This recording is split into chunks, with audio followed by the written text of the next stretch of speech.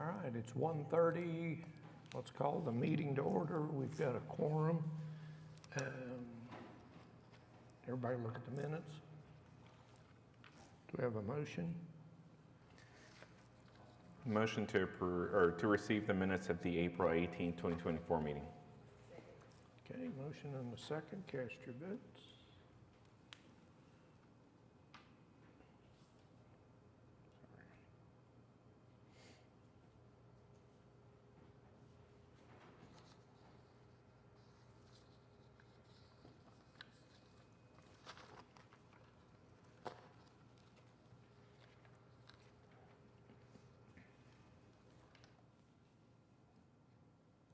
All right. Minutes are received. Cindy, we got requests to defer. We have two items. Item number 27. Case number 15594 is deferred till May 16th, 24. And item number 28, case number 15595, deferred till May 16th. Okay. Anybody here on those two items? Okay, I think we're ready for a motion then. Motion to defer case numbers 15594 and 15595 to the May 16th meeting. Okay, got a motion and a second. Cast your votes. All right, those two items are deferred. Do we have any requests to continue or defer from the public? No consent docket. So Cindy, I think we're ready to call the first case. Okay, we have item number 1, case number 15600, a request of Ed Dowd on behalf of Prayer of the Faith World Outreach for a variance to minimum lot size located at 5601 to 5801 South Anderson Road. Okay. Come on out.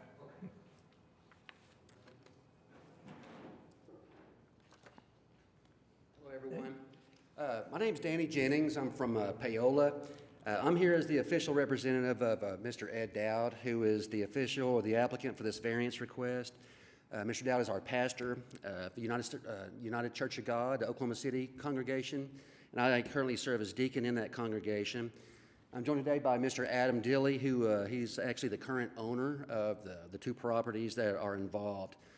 Just to give a brief background, we rented the property at 5601 South Anderson Road, the white building there, for a better part of a decade, probably 15, closer to 2 decades. And we've recently began the process of purchasing the building. But during the ALTA survey, it was revealed that the actual property line was not where the two parking lots butted together. And not only that, but there was also a large fire department water tank that supplies water in case of emergency for the 5601 building. We've applied for this variance to address these two hardships. The completion of the sale of the property is dependent on the approval of the variance and to provide adequate car parking for the 5601 building and also for the fire department water tank access in case of emergency. Thank you for your consideration in this matter. Okay. Anybody have any questions? Questions from the board? Okay. I don't have anybody signed up to speak on this one. Is there anybody who wants to address the board on this application? Okay, I think we're ready for a motion then. Motion to approve case number 15600 for the purposes that it meets the statutory requirements for the requested variance. Okay, got a motion and a second. Cast your votes. You're approved. Outstanding. Thanks very much. Will there be any kind of documentation or anything? I'm unsure where I will pick that up, or today, or? Within 10 days, you'll get Oh, a within 10 days. notification, yes. Fantastic. Okay. Well, thanks very much, everyone. Thank you. Item number 2, case number 15605, request of Sean and Lindsay Presley for a variance to standards for accessory buildings in the RA district located at 21229 Southeast 99th Street. Okay.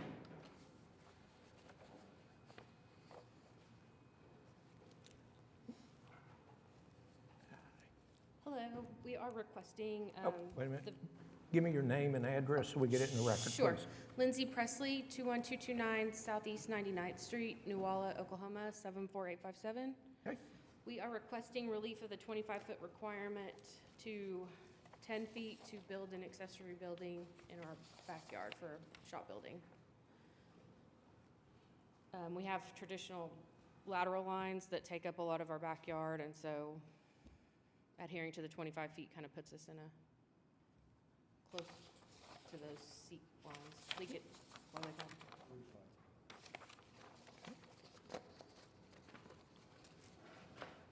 Any questions or comments from the board?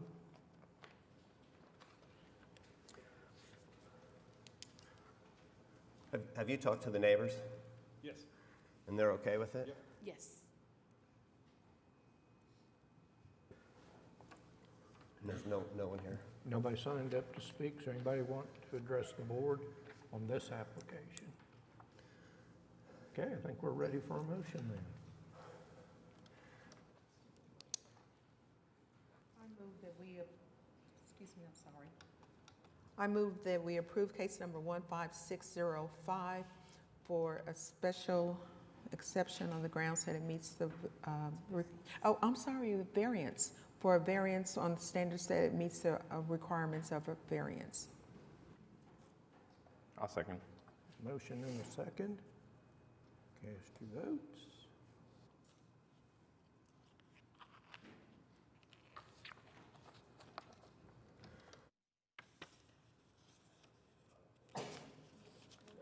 Bless you.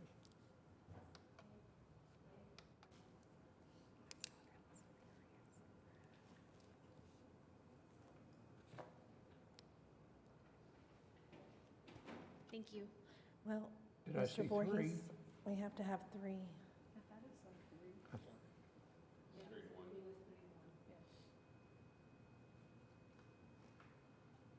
Okay. There were three, okay. 3-1, okay. Okay, you're approved. Okay, thank you. Thank you.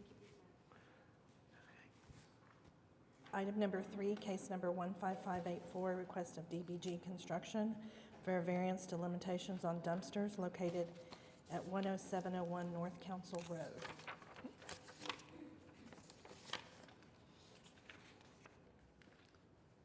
Good afternoon. Give us your name and address. Taylor Smith with DBG Construction. Address is 1301 Cornell Parkway, Oklahoma City, Oklahoma. The property we're discussing is actually 10701 North Council Road. Okay. We requested a variance on the limitations of the dumpster. I think city code states over 2 cubic yards has to be behind the front face of the main structure of the building. Ours is actually located in front of the building in the parking lot. It's easier access for the trash trucks. Our initial permit review by the city, this site plan was approved, and then later found out that it was in the incorrect location. That's why we're here today. Any questions or comments from the board?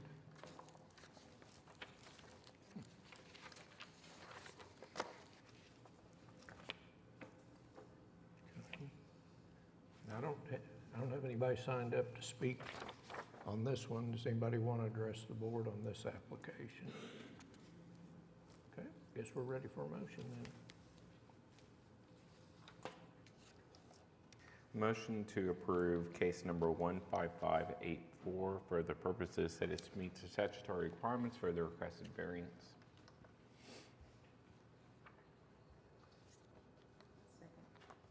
We have a motion and a second.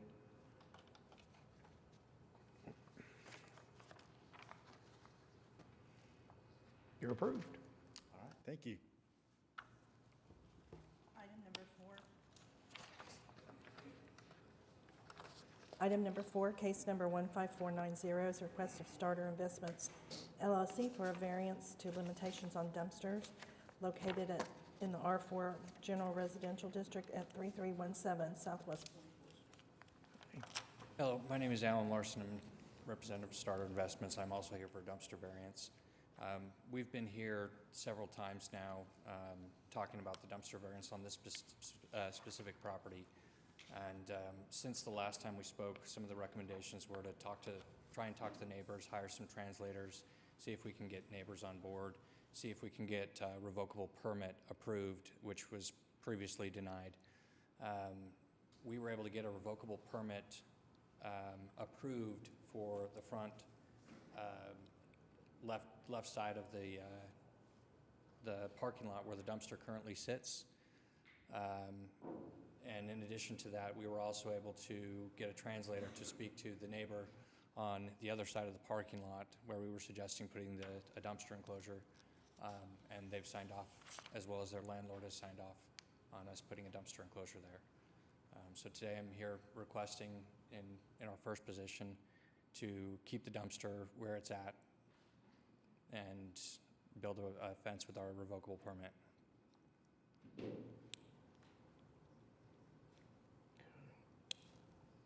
I don't have anybody signed up to speak on this one. Any questions, comments from the board? I like the idea of putting it where it was sitting originally and in the revocable easement, so. I would love to tell you that it is. It's not exactly where it was. Close enough, but But it's, it's close, yes. I think we're good. Anything from the board? Okay, I think we're ready for a motion. Motion to approve case number 15490 for the purposes that it meets the statutory requirements for the requested variance. I second. Motion and a second. Cast your votes. You got it. Thank you for your efforts. Was that approved? Yeah, Yes. you got it. You won. How much, everyone? Thank you. Thank you. Item number 5, case number 15607, is a renewal application of Randy Smith of Smith Holdings to allow home sharing located at 1138 Northwest 34th, Unit 1. Good afternoon. My name is Christy Fennell. I live at 3842 Northwest. I am here on behalf of Randy Smith, who is the owner of Smith Holdings. Actually here on the next 4 applications. We run it's a fourplex that he owns that is run as an Airbnb, and we are here on the renewal of our license that was approved last year.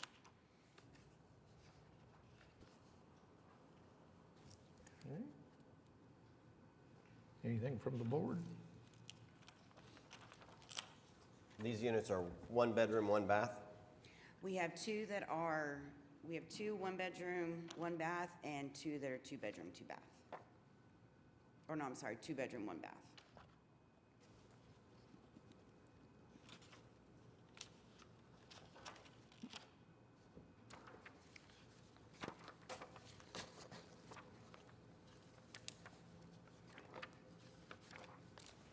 And the parking is in the rear? Yes, each unit has 1 parking spot in the back, and then there's also on-street parking in the front with doors. In the back of the property, there's doors to each unit, all 4 units, and then in the front, there is a main entrance that has entrance to the front of each unit.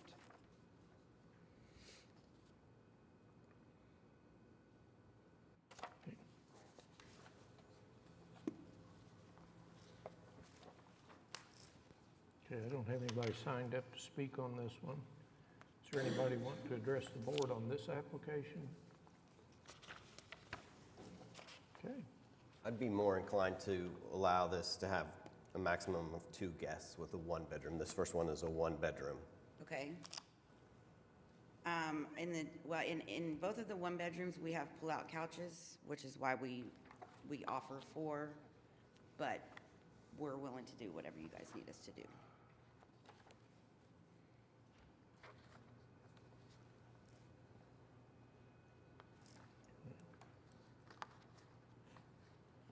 anything else from the board?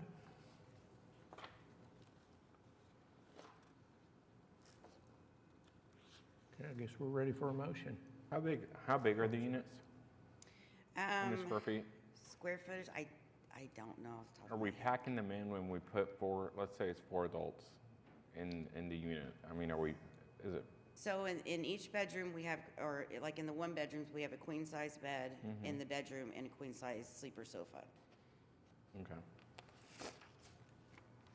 And just one bath. Correct.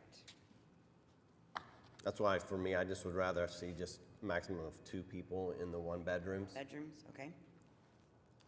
Would you split the difference and go 3? Yeah, I mean, I would.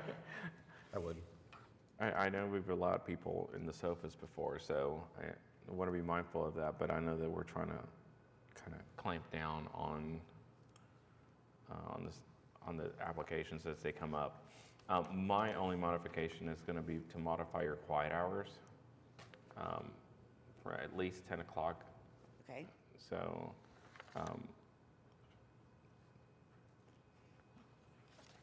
Yeah, I'd like to see 10 PM to 8 AM, okay. and just every day of the week.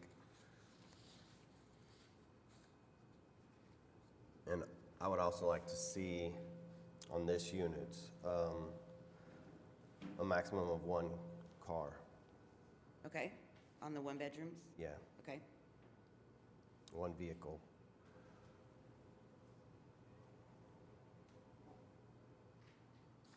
you see, you've been operating for a year now? Have you had any issues, reports, or anything like that? we have not. I want to ask a question before we close out on this, because you're saying 1 vehicle, however, we're saying they can have up to 3 adults in it. So if they're not all coming in the same vehicle, would that be restrictive? It would, it's just to not allow for on-street parking.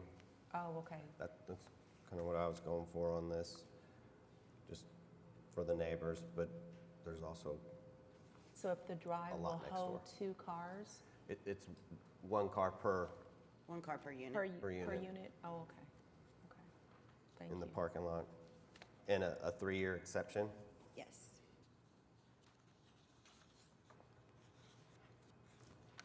Good? Ready for a motion, I think. Motion to approve case number 15607 for the purposes that it meets the statutory requirements for the requested special exception with the following modifications. Maximum number of guests shall be adjusted to be 3. Quiet hours shall be adjusted to be from 10 p.m. to 8 a.m.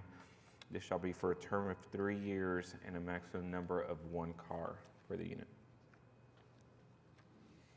You got a motion and a second? You're approved. Item number 6, case number 15608 is a renewal application of Randy Smith of Smith Holdings LLC to allow home sharing at 1138 Northwest 30. Again, Christy Fennel, on behalf of Randy Smith and Smith Holding, 3842 Northwest 64th Street in Oklahoma City. This is one of our, what's this one? This is another 1-bedroom Airbnb. Again, this is in a 4-plex, so they're identical.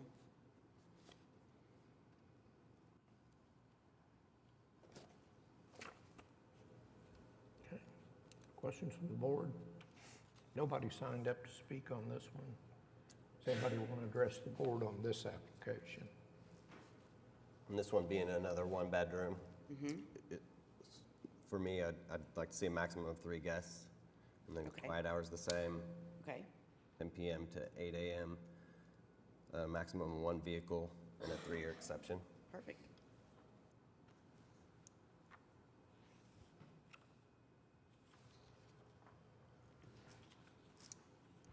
Was that a motion? No, I'd leave it up. Okay. So that's for unit number 2. Yes. Ready for one? Yep. Okay. I think so. Motion to approve case number 15608 for the purposes that it meets the statutory requirements for the requested special exceptions with the following modifications to the application. Maximum number of guests shall be 3. Quiet hours shall be from 10 p.m. to 8 a.m. Maximum number of vehicles shall be 1 and for a term of 3 years. Okay, Motion and a second, cast your votes. You're approved. Item number 7, case number 15609, a renewal application of Randy Smith of Smith Holdings LLC to allow home sharing, 1138 Northwest 34th, Unit 3. Christy Fennell, on behalf of Randy Smith and Smith Holdings. I live at 3842 Northwest 64th in Oklahoma City. This is one of our 2-bedroom units. We have a queen bed in each of the bedrooms, as well as a couch, but it is not a sleeper couch. There is in one bathroom as well in this unit.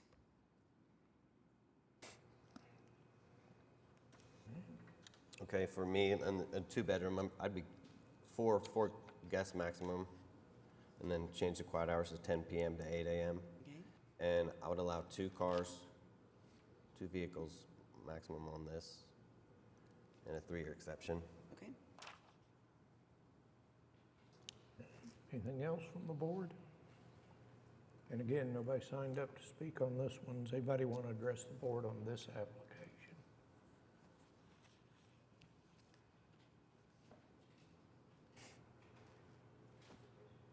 Guess we're ready for a motion. Motion to approve case number 15609 for the purposes that it meets the statutory requirements for the requested special exceptions with the following modification to the application. Quiet hours shall be from 10 p.m. to 8 a.m. Maximum number of cars shall be 2 and for a term of 3 years. Okay, we got a motion and a second. Cast your votes. And you're approved. Item number 8, case number 15610 is a renewal application of Randy Smith of Smith Holdings LLC to allow home sharing, 1138 Northwest 34th, Unit 4. Again, for my last time with you. Christy Fennell on behalf of Randy Smith and Smith Holdings, 3842 Northwest 64th is where I live. This is another 2-bedroom unit in our 4-plex, same as before. Each bedroom has a queen-size bed. There is a couch with no sleeper, and it has a 1-bedroom, or I'm sorry, 1 bathroom. Sure, same modifications on this one. Yes. And I don't You have good with that? anybody, Yeah. I don't have anybody signed up to speak on this one either. Does anybody want to address the board on this application? Okay, I guess we're ready for a motion then. Motion to approve case number 15610 for the purposes that it meets the statutory requirements for the special exception with the following modifications. Quiet hours from 10 p.m. to 8 a.m. Maximum number of cars shall be 2 for a term of 3 years.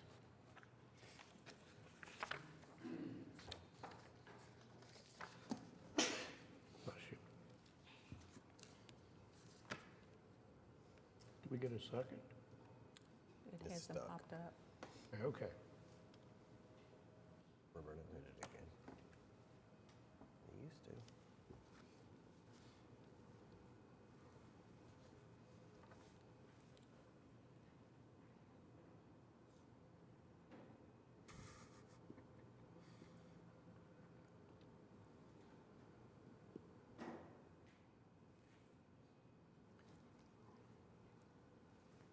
Got it.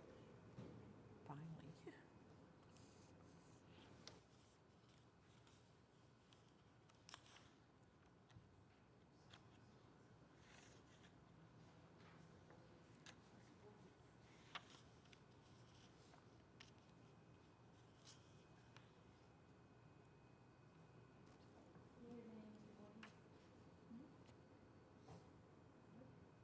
It said 4 to 1. Okay.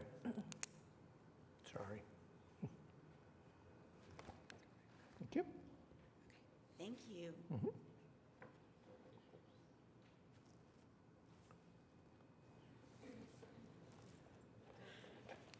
Item number 9, case number 15598 is a renewal application of Alyssa Dyer on behalf of Stephen Holden to allow home sharing at 727 Northeast 5th Street.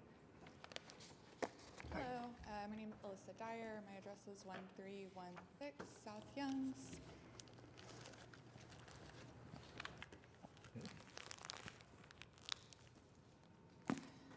Questions or comments from the board?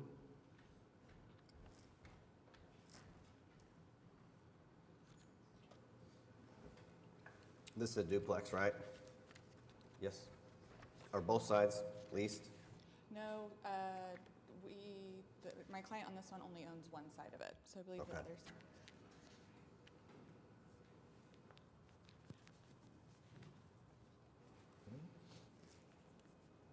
And there were no quiet hours listed that I saw on this. Okay, there should be, so for all of our houses, we have it from 10 PM to 8 AM. It's number 6.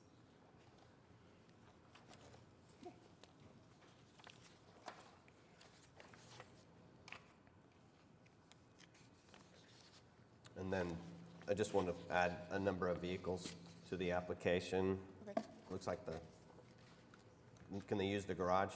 yeah, mhm, So 3 cars. okay.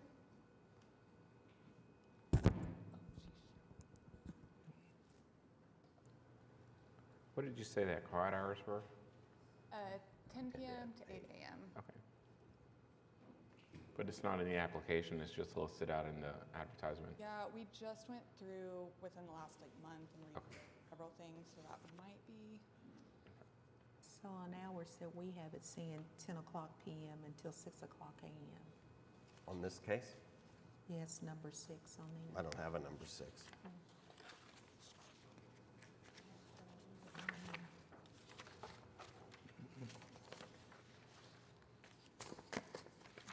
But you're okay with 10 PM to 8 AM? yeah, so that's what we have in all of our listings now. This the one? Sorry for the confusion that created. That's fine. I just want to add it to the application so it's in the, This is the whole. That's why it's telling me. I don't have anybody signed up to speak on this application. Does anybody want to address the board on this application? I noticed you have 5 years that you're requesting, I think, on renewals. We're just doing 3 right now, so. And have you had any complaints or anything like that with regards to this applicant?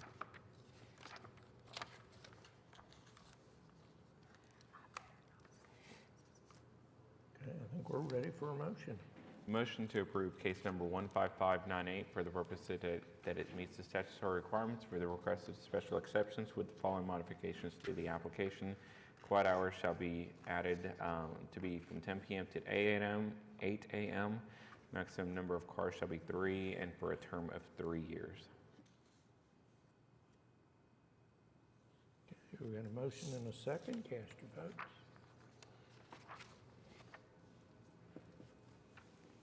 You're approved.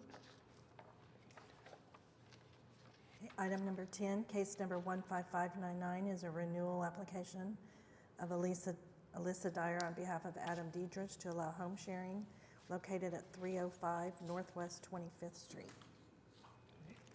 And this one was also approved at the HP Commission. They gave a recommendation of approval. didn't want to shut that.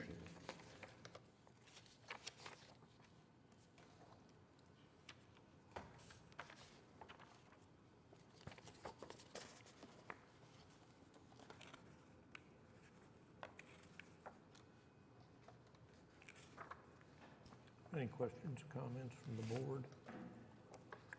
This application did have a protest. I think it was across the street neighbor. Yeah, I saw that. I went through and updated our check-in instructions and then the pre-booking message just to note that those are not okay Yeah. to park in, because I know we So, definitely have had. so for me, I just would like to make a maximum of 2 cars and then just add no on-street parking, Okay, very good.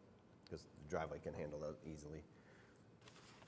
And I would like to modify the quiet hours to 8 AM instead of 6 AM. Thank Okay. Anything else from the board? And then a 3-year exception. Nobody signed up to speak on this one. Does anybody want to address the board? Okay, I think we're ready for a motion. Motion to approve case number 15599 for the purposes that it meets the statutory requirements for the special exceptions with the following modifications to the application. Quiet hours shall be from 10 PM to 8 AM. Maximum number of cars shall be 2. No on-street parking and for a term of 3 years.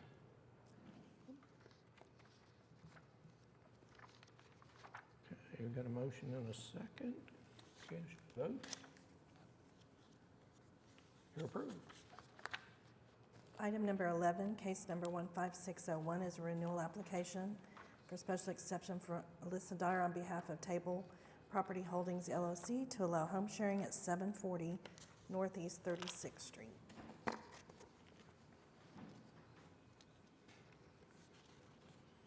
Okay, anything from the board on this one?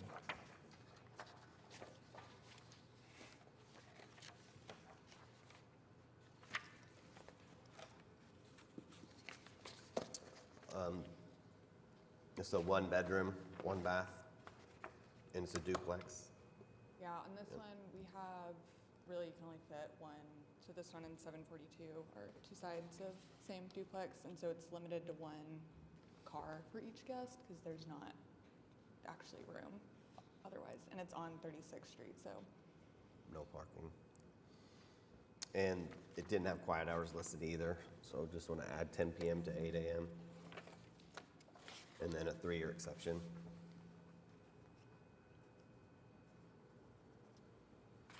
And one car, no on-street. Okay, nobody signed up to speak on this one. Anybody want to address the board? Okay, I think we're ready for a motion. Motion to approve case number 15601 for the purposes that it meets the statutory requirements for the special exception with the following modifications. Quiet hours shall be from 10 PM to 8 AM for a term of 3 years. Maximum number of vehicles shall be 1 and no on-street parking. Okay, we have a motion and a second, so cast your votes. You're approved. Item number 12, case number 15602 is a renewal application. Melissa Dyer on behalf of Spencer and Samara Ingram to allow home sharing, 2716 West Park Place.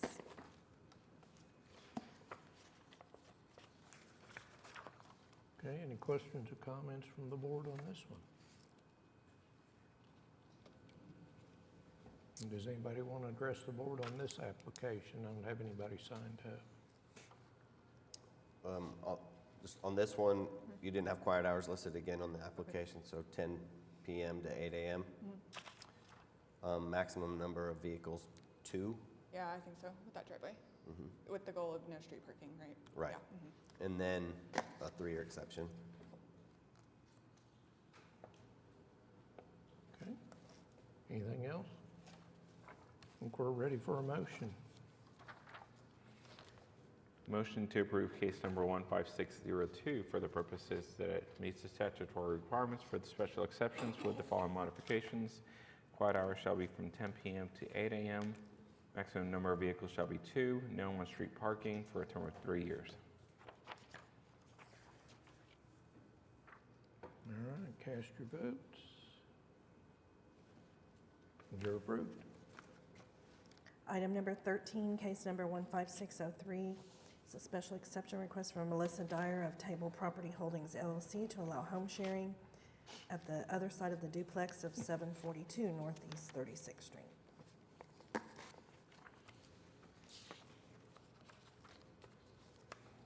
Okay.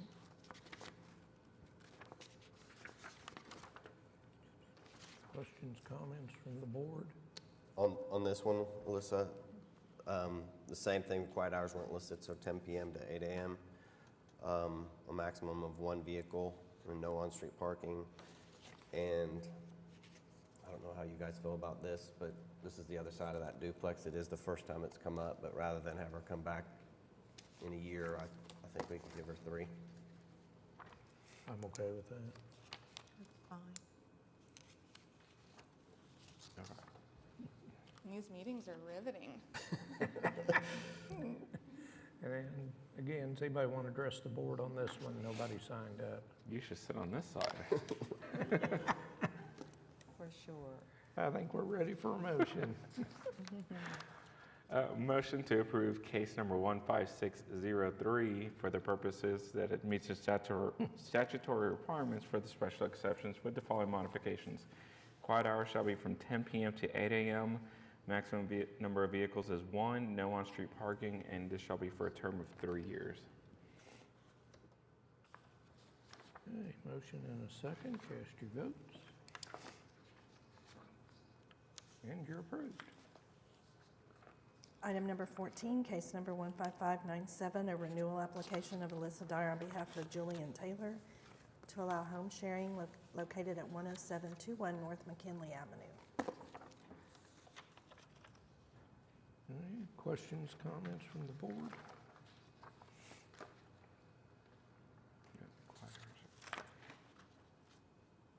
Does anyone want to address the board on this application? Nobody signed up. Okay. Alyssa, on this one, the only modification that I would want is a maximum of 4 vehicles. Okay. You said 4 vehicles? Yep. And then, sorry, and I think a 3-year exception. Okay. If the goal is no street parking, we should probably do 2. Yeah, I think you could put 4 in the driveway. Okay. I'll take it. You said no on-street parking? And no on-street parking, sure. And 3-year exception. Okay, I think we're ready for a motion if there's nothing else.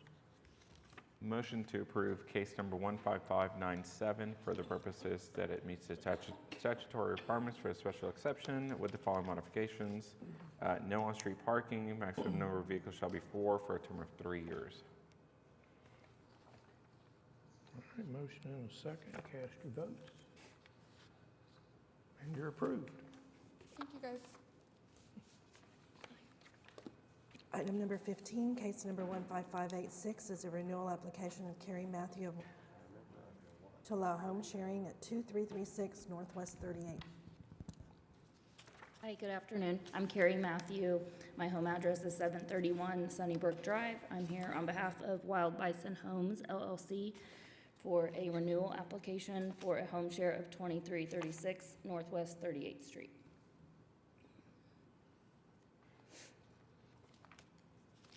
Okay.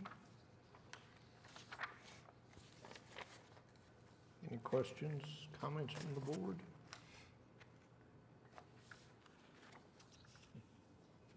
This is a 2-bedroom, 2-bath house? Mm-hmm. And you have a maximum of 5 guests that you're wanting? Yes, that's what was approved last year when we came in for the application, And how do you accommodate the 5th one? with the couch in the living room. Is it a sleeper sofa or? No, we can adjust that if we need to. I mean, we have bookings for, it's family friendly, so we have a lot of families that come in with about 3 kids, 2 to 3 kids.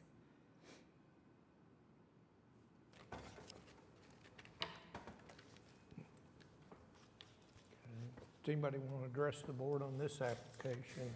I don't have anybody signed up to speak. Okay. And we would, or I would like to see a 3-year exception on it, Okay. since it's a renewal. And I really would like to see just a maximum of 4 guests, if you could do Okay. that. Just for consistency. Okay.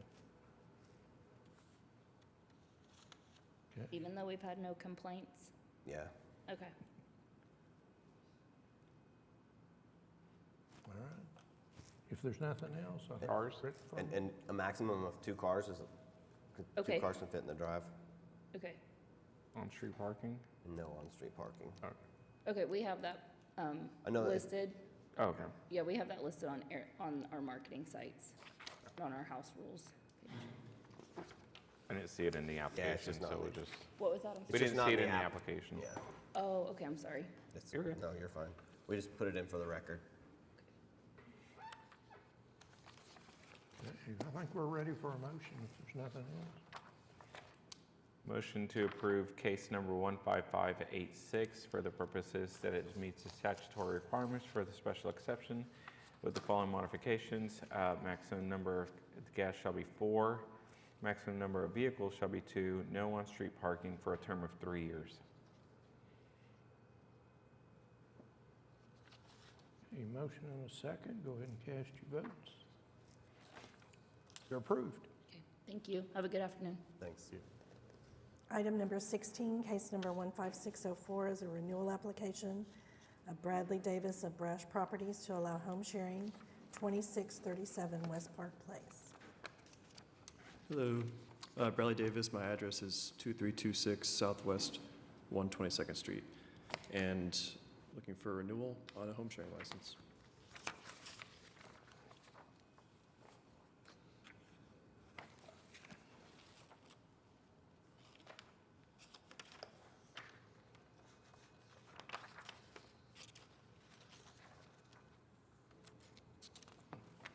Okay. Any questions or comments from the board? Just to clarify, it's a 3-bedroom, 2-bath. Yes, and similar to the last one, we have a lot of families, so we have a queen bunk bed in one room that can sleep four adults actually, but it's usually children.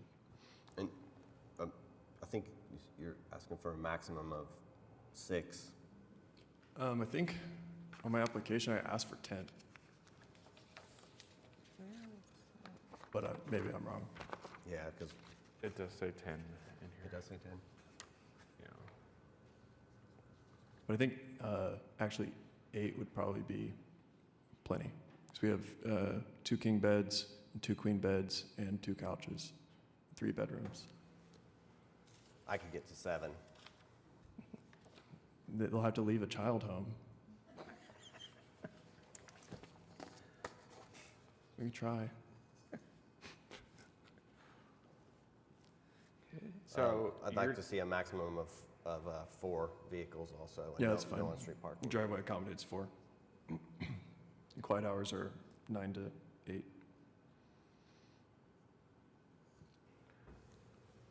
Go back to the room situation. You said that in 2 of the rooms, you have a king bed?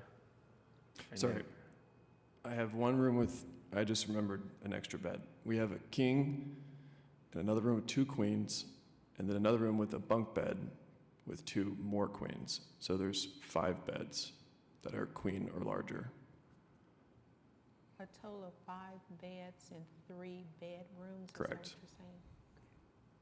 So on the one that has the 2 queens, how big is the room to accommodate 2 queens? Big, so 4 adults could sleep in there easily. And then usually the bunk bedrooms are for kids. So we can comfortably sleep 10, if you're a family.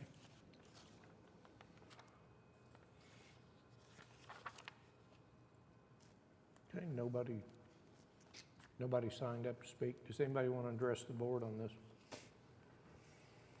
Anything else from the board? This was the very first time it came before the board. It was approved for 10 guests. I don't think so. I think it was approved for 8, Yeah, but I 'cause want 10.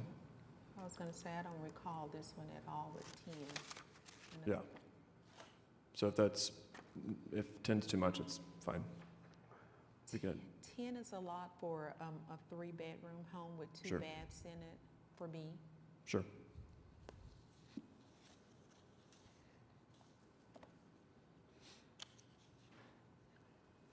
And what did you say your quiet hours are? They are 9 to 8. I'm just going to modify your application just to include that. Okay. And no complaints or problems for 2 years. I mean, I can get on board with the 8 that you were previously approved for. Okay. Personally.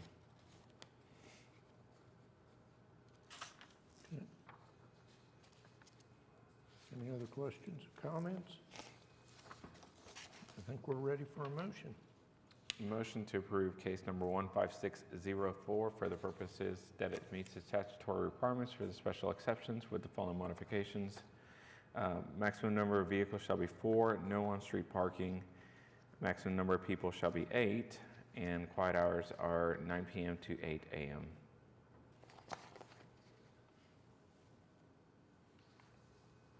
There we go, motion and a second, cast your votes. You're approved. Thank you.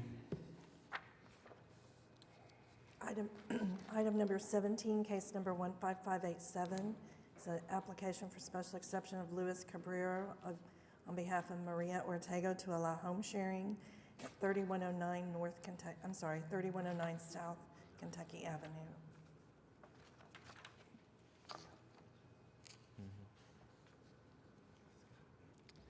Hello, everyone. My name is Luis Cabrera. Maria Ortega here next to me, and also the property manager, Libby.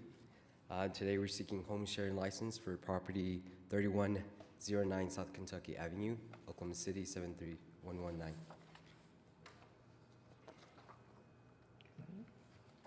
Any questions, comments from the board?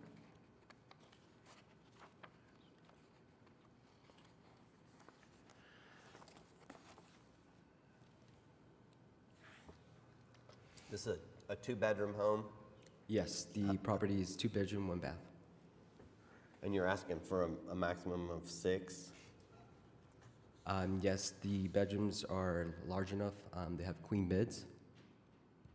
Okay. A room. So 2 queens. So how do you get to 6 is what I'm asking, I guess. So if it's family friendly, so if there's children involved, they can, sleep with the parents. There's also a couch in the living room. So I could get to 5, maximum of 5 guests. Okay, understood. Is the couch a sleeper sofa, or is it just a couch? It's a large couch. It's kind of like an L shape. So it could accommodate, to sleep on one side.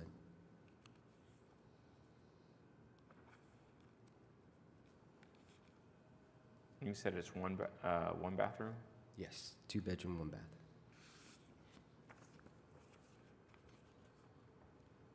In the parking situation, it's a shared parking lot. That It is seems like correct. There is a big driveway. It can accommodate multiple vehicles. Max, we're looking about 3. Okay. Home sharing.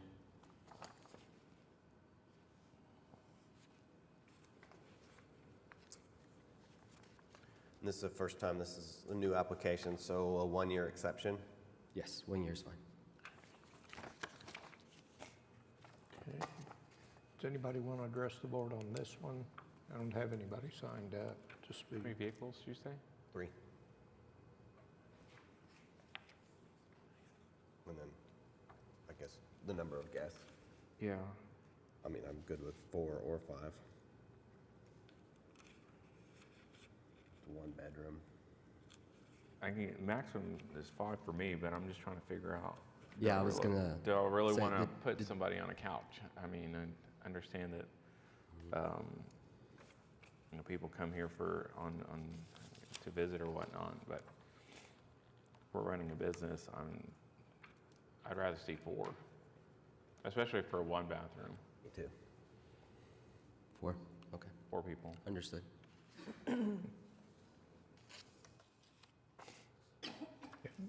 Any other questions or comments? Okay, I guess we're ready for a motion then. Motion to approve case number 15587 for the purposes that it meets the statutory requirements for the special exception with the following modifications. Maximum number of vehicles shall be 3, maximum number of people shall be 4, and this shall be for a term of 1 year. All right, motion and a second. Cast your votes. You're approved. Thank you, everyone. Item number 18, case number 15606, is an application for special exception of Chris Cooper on behalf of Agape Ventures Group LLC and SSG4 Properties LLC to allow home sharing at 2809 Pembroke Terrace. Good afternoon. I may not have addressed all the questions that you have in the application. It was my first time to complete that application, but I You're think we good. can. This property is a 4-bed, 3 full bath property. It's just under 3,000 square feet with the addition that's on the back of the home. It does have it's basically its own apartment. It's got its own kitchen. It's a living room and a bedroom. So we have 5 beds. We have a king and 4 queen size beds, and requesting a total of up to 10 people with 4 cars. We've got a wide 2-car driveway that's super deep. You can almost park 3 deep, but we don't need more than 4 cars ever.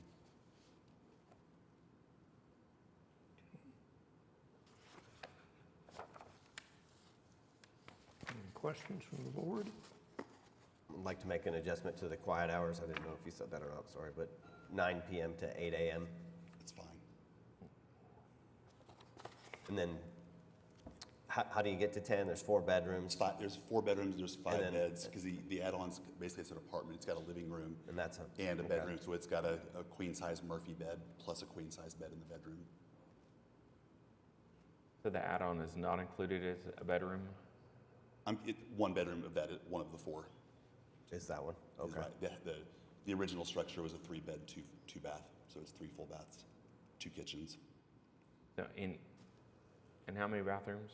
3 full bathrooms with 5 beds. Everything is connected together? They are literally like, I think you see the picture there. The overhead shot, they look attached from overhead. It's because it was originally like an apartment. They're 3 feet apart, but it's covered in between. So you open one door to So the they're next. separate? They are separate, but they're attached. Okay.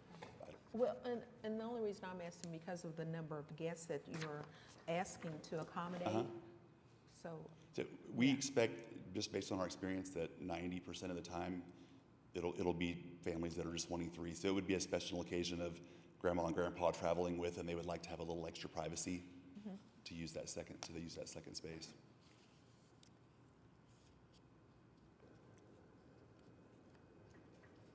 So extra space has a queen or a king Murphy bed? It's a queen Murphy bed with a queen bed in the bedroom. Okay. Yes.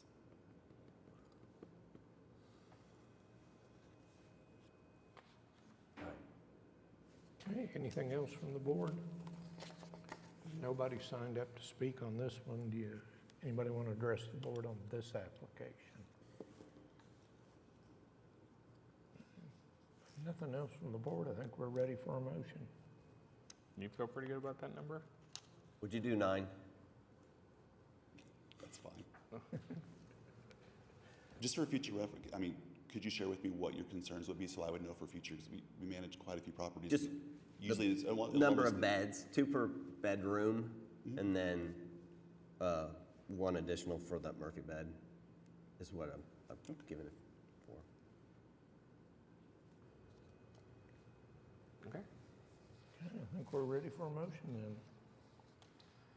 Motion to approve case number 15606 for the purposes that it meets the statutory requirements for special exceptions with the following modifications. Maximum number of guests shall be 9. Maximum number of vehicles shall be 4. Quiet hours start at 9 and end at 8 a.m. and for a term of 1 year. Okay, cast your votes. Thank you for your time. Thank you. Item number 19, case number 15567, is an application for special exception of Amy Lou to allow home sharing at 7236 Skylark Lane. Hello, my name is Amy with I Premier Homes.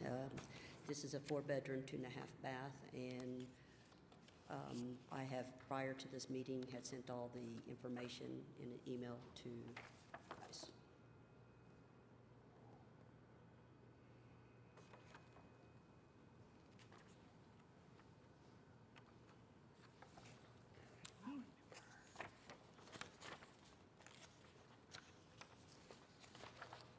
Anything from the board on this one? Did anyone sign up to speak on this one here? I don't have No. anybody signed up. Oh, she is. Did you? Yeah. Name and address first. Casey Cody, and I live at 7242 Skylark Lane. There. And She has her form. I have the form. I just didn't know. Thank you. I have resided at 7242 for the last 2 years now. And I am here in protest of the application. I live on the property directly on the west side of the property in question. And in the last 2 years, I've only spoken with her twice, and that has been in the last 2 months. The first time speaking with her since the shooting occurred on January 1st was, I talked to her around March 15th for the first time. And I had just gotten home from taking my daughter to school. and was finally able to catch her in the driveway and keep her from leaving, talk to her. And during that conversation, she lied to me about who she was. She said she wasn't the manager. She said that she was the caretaker, and she was just there fixing things. And I had probably about a 20-minute conversation with her, and kind of got tired of talking to her about things. It was just going in a circle. Went home. The next time we heard from her was on April 22nd. And she knocked on the door and requested to speak with me. She had an envelope full of information for the property management company. She handed that to me, and we started talking about some of the concerns next door. Well, during that conversation, it was kind of made clear to me that my concerns really weren't being taken to heart. And because she just kept repeating the same things to me over and over again about the foot traffic and all of the things that she had put in the envelope of information that she had given me. She also denied responsibility for some of the issues we'd had with some of the past tenants and the fact that we had no one to contact. I've had to contact Airbnb before because it was listed on Airbnb, and they did nothing to resolve the issue.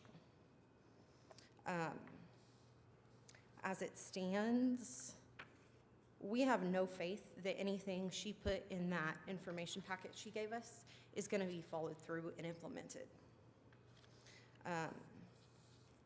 Honestly, all of the action she has taken or the company has taken since the January 1st incident should have been taken long before, because there has been trash floating around that yard.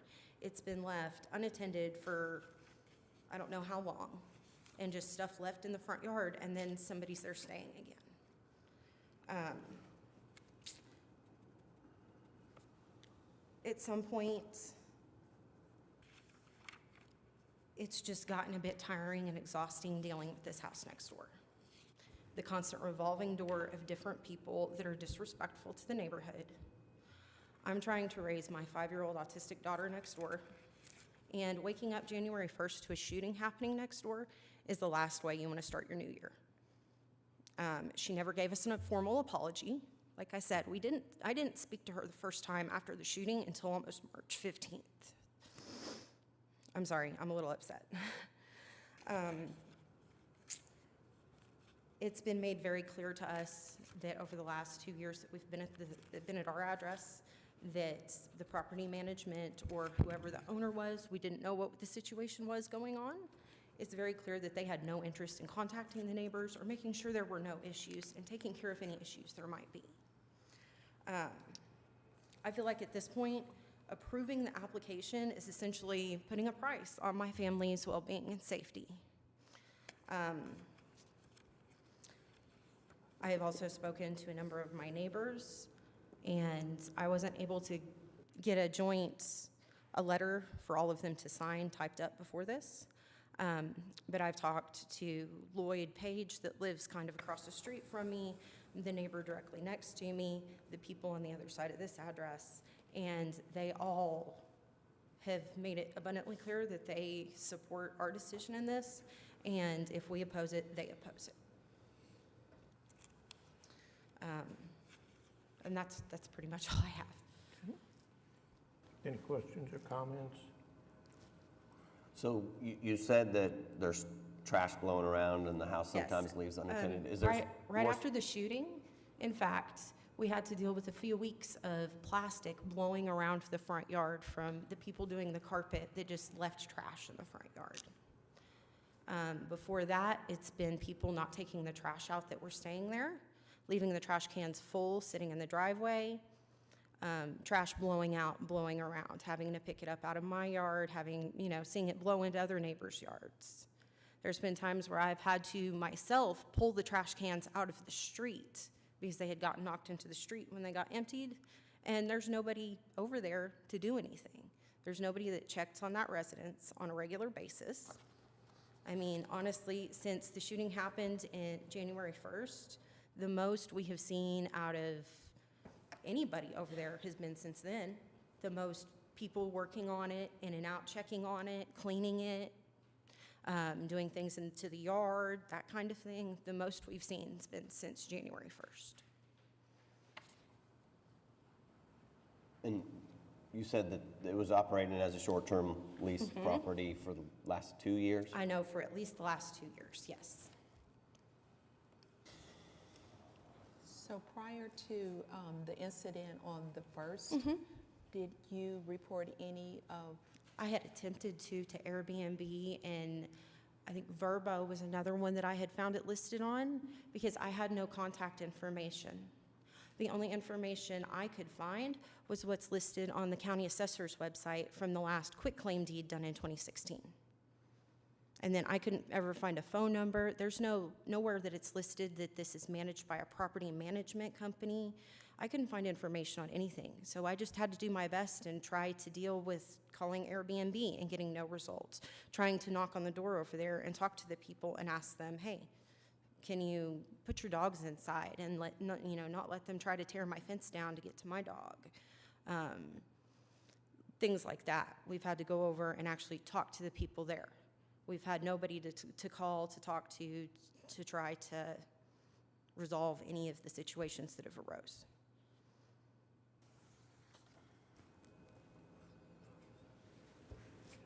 And you said something about the foot traffic?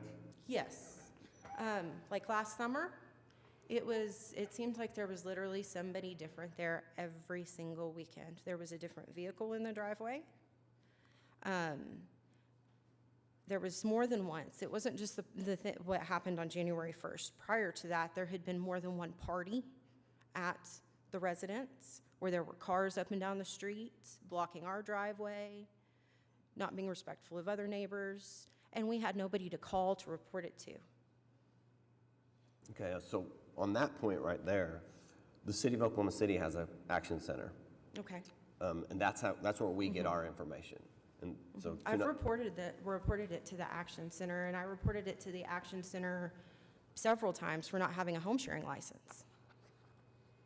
It was in the permit portal that they yeah. had code violations. Because when I called the Action Center, I asked, and they said there was no home sharing license on for that address.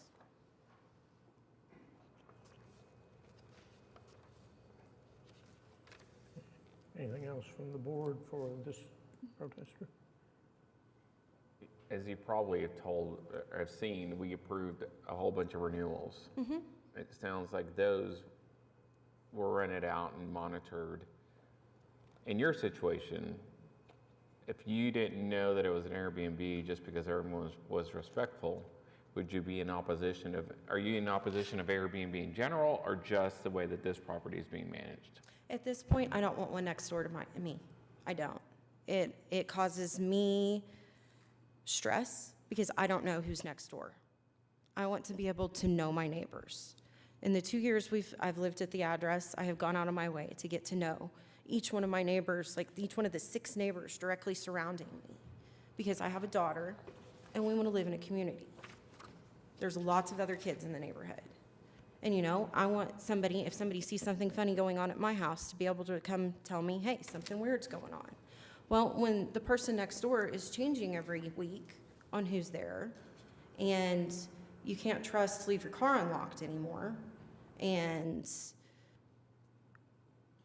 it's not something I want next door, raising a family in this situation. This isn't the right neighborhood for it.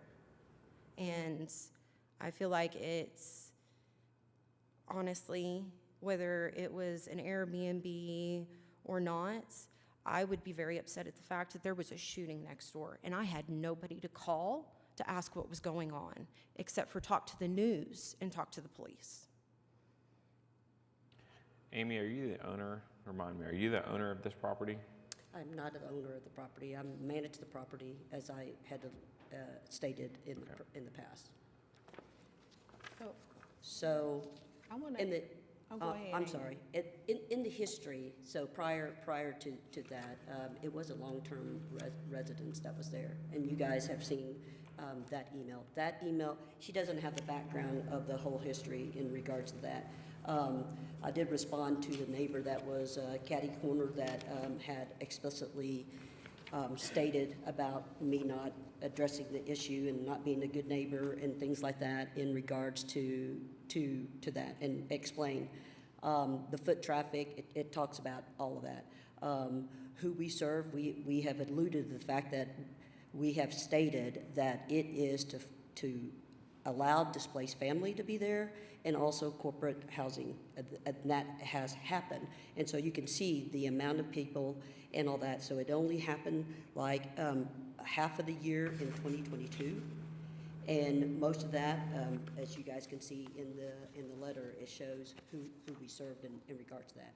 4 of those were way over 30 days in regard to that. And it was housing a family who had a fire that was there and recovering from a burn victim and things like that. The rest of them have been corporate. Now, one of the things that she's talking about in regard to the dog, I don't know. All I know is that there is they were corporate workers that were there, and they brought their dog. And one of the things that I will say as well too is that she alluded she has a dog, and every time I walk up there, it barks every time, doing maintenance work in regards to that. So Excuse me, I do have a beware of dog sign posted. Wait a and minute, one at a time. And talk to, yeah. Go ahead, Amy. yeah, I mean, and so I just wanted to be able to say dogs are going to bark between the fence, and there wasn't a hole or anything like that, and I apologize for that. I mean, that's not something, I love dogs as well too. Dogs are just going to pretty much bark in regards to that. And so that's really what I want to be able to state is in regards to that. I do want to be a good neighbor. And when it was rented out as with Remax Energy property, they don't post a sign that up there. So, but as far as contact goes, yes, that's my fault. But I did do the footwork and went back and said, hey, all the neighbors that's surrounding that area, I dropped off physically with a letter. Here's our contact number. So if there's anything about, if you need contact, our company is there. We operate it 24/7, and so if the call is there, it will be there. In that particular incident, we knew the same time that she knew. Shooting happens. Well, I shouldn't say it happens. I mean, as you well have alluded in the past, that in all the years that you happened, I mean, we've never had a shooting either. I mean, but the thing of it is a shooting happens because bad characters and nuisance people come in there. We can't control bad characters. They were uninvited guests. You can only control what you can control. But at least we were able to remediate those immediately. So, ma'am? Yes, ma'am, thank you. So, Amy, you said that you're the property manager, is that correct? Correct. So did the owner tell you that they were not licensed to operate as an Airbnb when you took it on as a business for yourself? There's probably a miscommunication in that. There's probably an assumption that was made. Is the miscommunication with me, is that a yes or a no? No. No. So you were not aware of that? No. Okay. And also, did they share with you that they had received notices of violation themselves? No. Okay. There was no violation. They didn't share that with you? No, there was not a violation, that was shared with me. For the... code violation, they never shared that with you? If there was, no, we did not get anything. Okay, yeah, there were. There were? Yes, ma'am. Oh, okay. Yes, ma'am. For Skylark, is that correct? Yes, ma'am. Okay, yeah, no, we did not. Okay, thank you. So, there was probably just a disconnect there. And how long have you managed the property? Since mid-2022. So 1.5 years? Pardon me? 1.5 years, basically. Sorry, I can't really... Almost 1.5 years? Yes, ma'am. Yes, Okay. ma'am. Thank you. Okay, your turn. With her saying that she has managed it for 1.5 years, when we moved in at the beginning of August in 2022, she was currently over there, and that was the first time we met her. So she has been at that property for longer than that, managing it. And as far as the dog situation goes, I probably wouldn't be so infuriated with the dog situation, except for I have beware of dog signs posted, and I am very careful with my dog because he is big and he is loud, and I don't want anything to happen to him. So when the neighbors that were there long-term for the 6 months that were a displaced family moved in with 2 huskies, left them out in the yard 24/7 for 3 days, and they started popping my fence panels off, trying to get to my dog and my daughter playing in the backyard, I really could have used somebody to call. I mean, I understand that she has done she only did the footwork on actually bringing us information to have somebody to contact after the last meeting, after encouragement and suggestion from you guys. There had been no attempt to contact any of us up to that point, except for Jean that came to the first meeting. There's not been an apology for the instances that have happened.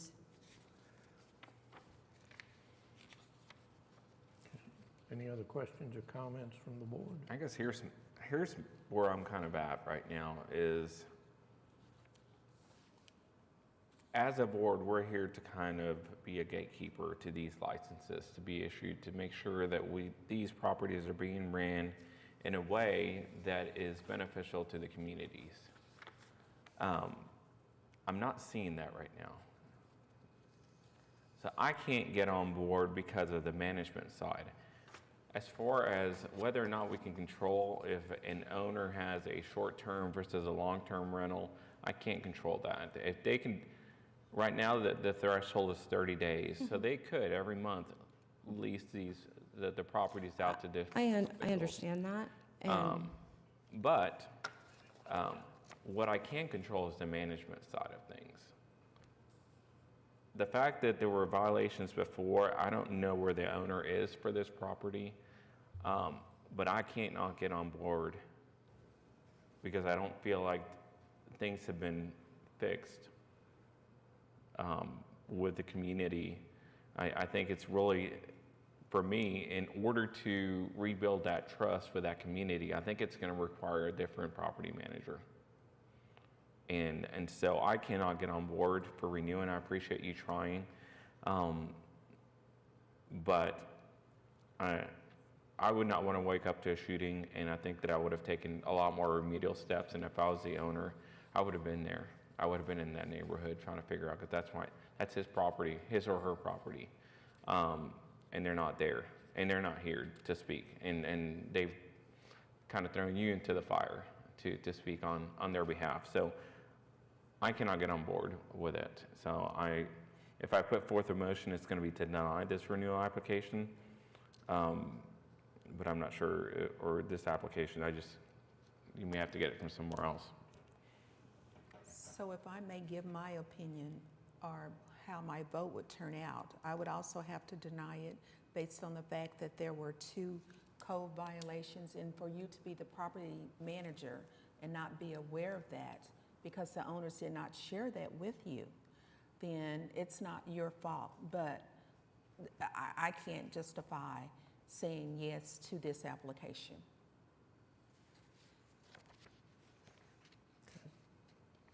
Anything else from the board?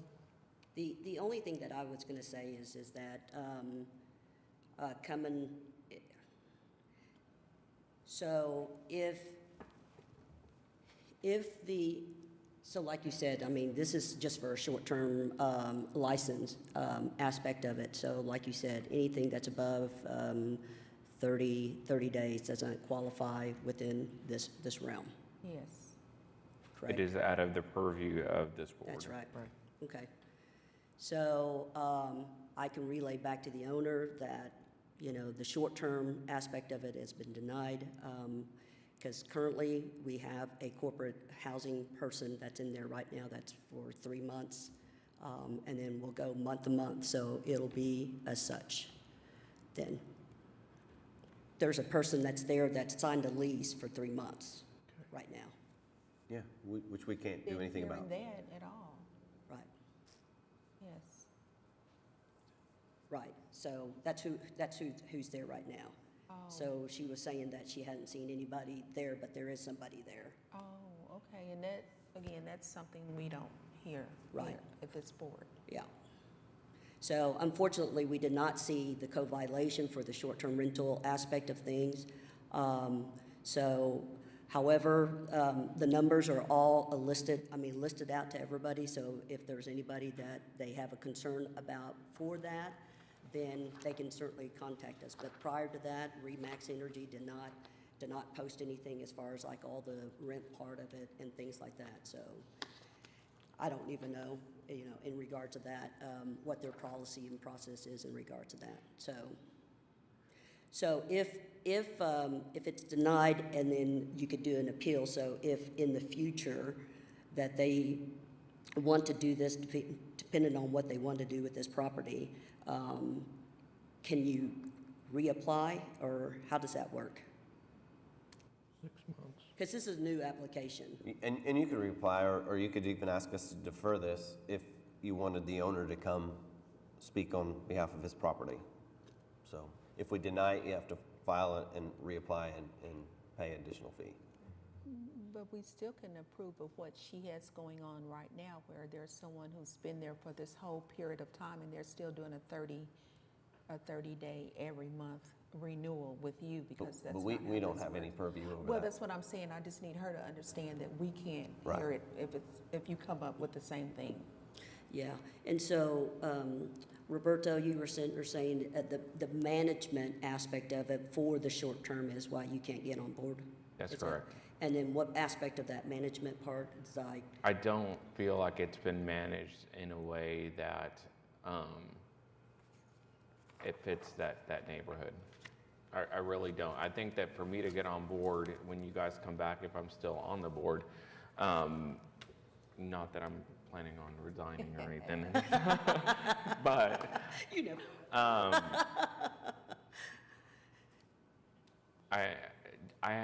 I think the owner's going to have to find someone else to manage the short-term aspect of it. I really do. I think that's the only way you're going to build that confidence, unless well, part of that unless too those is- relationships are mended between now and 6 months when it comes back. But right now, again, I do feel like that community is going to be suffering, because that's traumatic. That's traumatic to have that kind. And that's not necessarily short-term, long-term. Right. Unfortunately, there was a shooting in Right, one of right. our suburbs here recently with a suicide, right? We don't know where it's going to happen. Of course. And I think that, and I do agree with you that like that aspect of it is not necessarily your fault, but I feel like the response and the management up to this point, Sure. I think is within within your control and the owner's control. So for me, I think that in order to mend that relationship with the neighbors, I think it is going to be, for a short-term aspect, is going to be require a different Of course. company.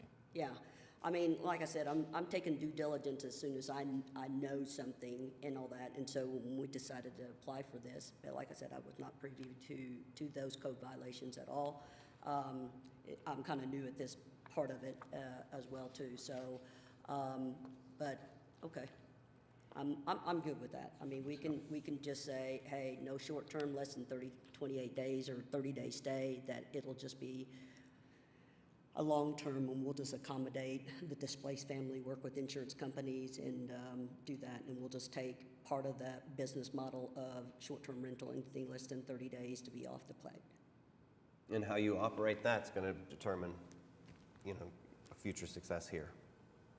Yes, I mean, it can still be listed on Airbnb, but then be able to say, hey, the minimum stay is 30 days.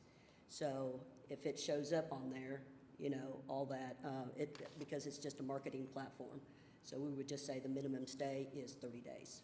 But they can't. And they won't be able to book anything less than Right. that. And as a neighbor, and I tell this to all the neighbors and the protestants, it's up to you to make those calls to inform this board. Yes. Otherwise, we don't know. I plan on continuing to. Thank you very much. I need some clarification on something that was just said. You said we can still list this as an Airbnb for under 28 days? No, she said over 30 days. Over 28 days. Over 30 Over days. 30. And this is just for me only, because I thought in order for anyone to have an Airbnb listing, they have to come and get a special exception. That is not true? No, 30 Okay, days. and thank you, because again, I said this is for me. I didn't know that.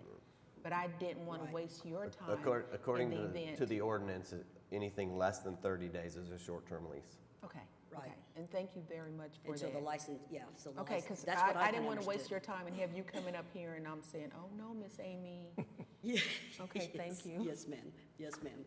So, yeah, that's my understanding is, we'll just make it minimum of 30 days that will be there. So because insurance companies do look at that for available properties as such, and that's how I get some of my leads as well, too. Okay. So that's fine. All right, so I'm going to put forth a motion to deny case May I number. ask one more question? Is there anybody else who wants to address the board on this application? Okay, your turn, Roberta.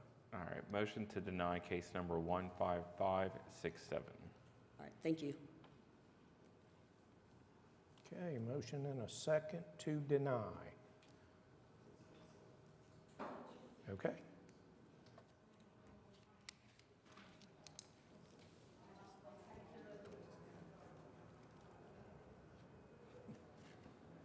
Did you already do it? All right.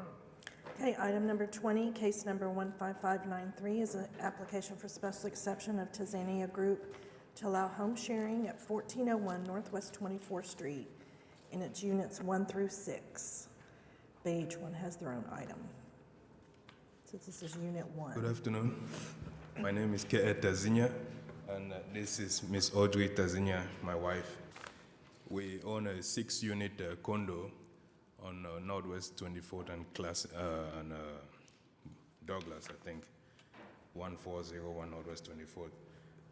And the units are identical, so 3 bedrooms and 3 bathrooms in each unit.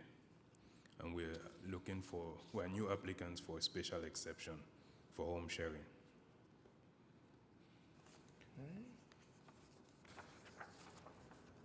Anything from the board on this one? Did you say there were three bed, 1 bath? No, 3 bedrooms and 3 bathrooms in each unit. And 3 baths. So a total of 18 bedrooms and 18 bathrooms. But we did 6 applications because we were advised by David to separate the applications for each unit instead of just doing it for the whole property because the units have different addresses. Are they all located in one structure? They're in one building. In the parking situation, so everybody is designated 1 spot? No. We have a total of 12. Some have 2 and some have 1. We have a total of 12 parking, but we kept the wheelchair handicap parking separate and used 11. So assigned 2 parking to each unit and then 1 parking to H3 because we use part of H3 as our storage now. So we anticipate that it will not need as much parking as the other ones.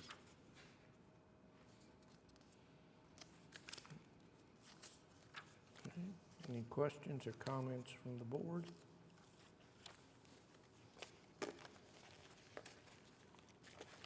Nobody signed up to speak on this one. Does anybody want to address the board on this application? Okay. I don't see, in the application, I don't see anything about quiet hours. So I'm sure that you've seen all the other people go before you, and 10 p.m. to 8 a.m. is pretty standard. Okay, we're fine with that. I'd be curious to know from Mr. Noble as far as vehicles. So you have 4 of them with 2 car and 2 of them? 5 of them with 2 cars, 2 parkings allocated, and then 1 with 1 car. But it's the handicap spot? Not the handicap spot, another spot to the front of the building. You don't have that. On the other side of the building is 1. Would be on the street? Not on the street, it's a driveway. There it is. It's on this picture. It's marked handicapped.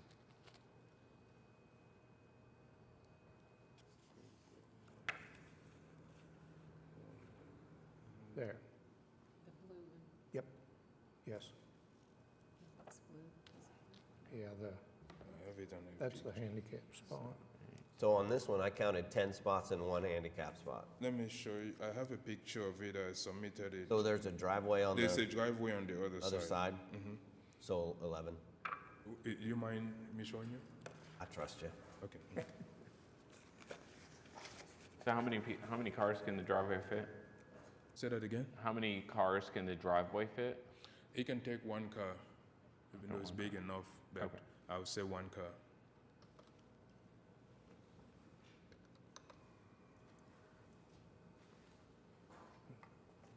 So on this first application, it's going to be a maximum of 2 vehicles, Yes, sir. a maximum of 6 guests, Yes, sir.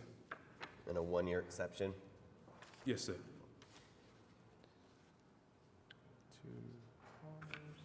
And currently, are they leased? Long-term? Not long term. Not long-term? Short-term. They're short-term leases. Have you been operating this as a short-term lease for a little while? Yes. And I don't think there were any Yeah, there were. were there? Oh, because s- it didn't have Yeah. a license? Okay. All right. I remember that now. And that made you aware to come here, right? Say that The again. code violations? I am aware. So were the code violations in 2022 and 2023 both for home sharing? Yes. We didn't have a home sharing license. And in 2022, when you received that code violation, why didn't you come back, or come before the board? This was the fault of the builder. He told us that it was already zoned for multifamily and that I didn't need to worry about. So when I got the second code violation and I came downtown to find out, and they said, no, we still had to get the home sharing for that, even if it's multifamily.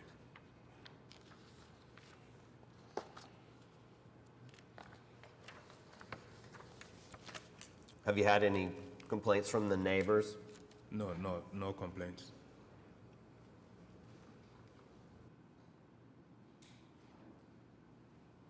So which unit is it that's just going to have one vehicle? H3, the middle unit. One of the middle units. We have 2 units in the middle. H3? H3. So that would be 15591. And how many people are you requesting for that one? Is that the one you have 3 guests on also? Yes, let me take a look at the application there.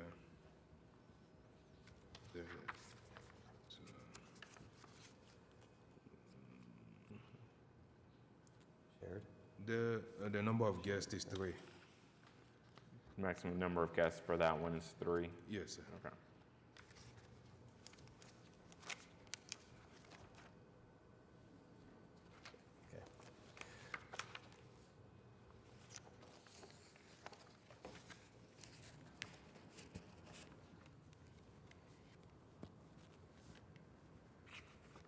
We have no on-street parking on that one also? Mm-hmm.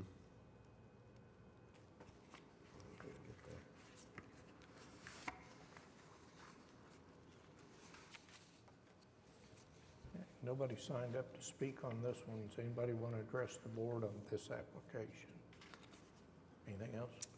And your plan is to keep all 6 of these units short-term leased? Yes. No long-term leases? No long-term lease at the moment. We're open to accepting a long-term lease, but we don't have any at the moment.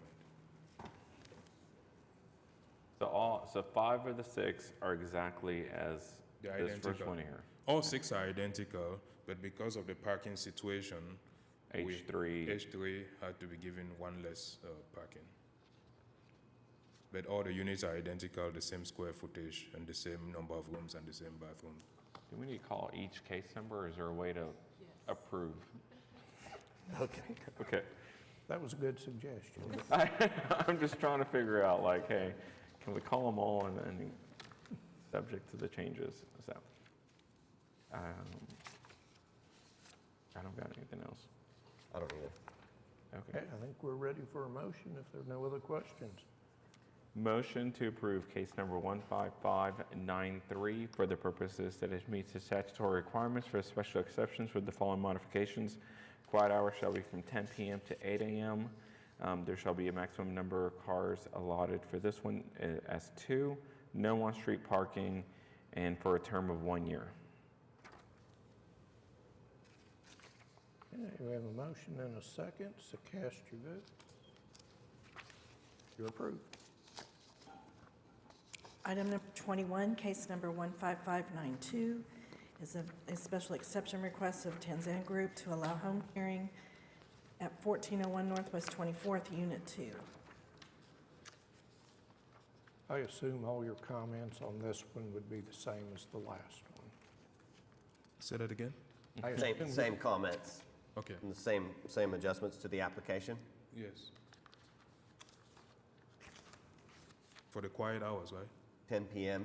Yes. to 8 a.m. 10 p.m. to 8 a.m. The maximum number of vehicles being 2, 2. no on-street parking, and for a No. term of 1 year. Okay, I don't have anybody signed up to speak on this one. Does anybody want to address the board?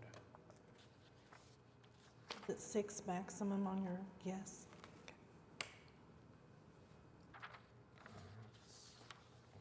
Yes, application says 6 on there. Yes. 6. Ready for motion? Ready for a motion? All right, same motion. Motion to approve case number 15592 for the purposes that it meets the statutory requirements for special exceptions with the following modifications. Quiet hours from 10 p.m. to 8 a.m. Maximum number of vehicles shall be 2. No on-street parking for a term of 1 year. Okay, motion and a second, so you can cast your votes. Okay, you're approved. Item number 22, case number 15591, a special exception request for Tanzania Group to allow home sharing at 1401 Northwest 24th, Unit 3.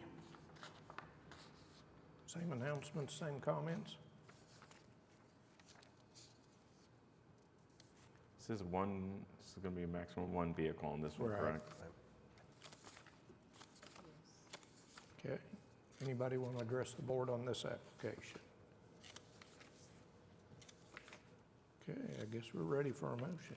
Motion to approve case number 15591 for the purposes that it meets the statutory requirements for special exceptions with the following modifications.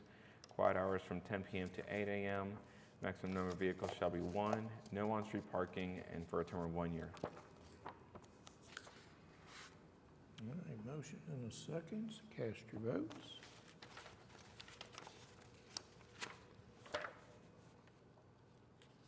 Approved. Okay, next.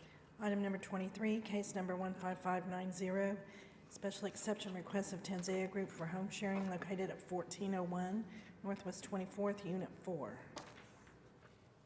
Okay, same announcements. 6 and 2. Okay. Does anybody want to address us on this application? Okay, if there's nothing else from the board, I think we're ready for a motion. Motion to approve case number 15590 for the purposes that it meets the statutory requirements for special exceptions with the following modifications. Quiet hours from 10 p.m. to 8 a.m., 2-car maximum, no on-street parking for a term of 1 year. Okay, motion and a second, cast your votes. And you're approved.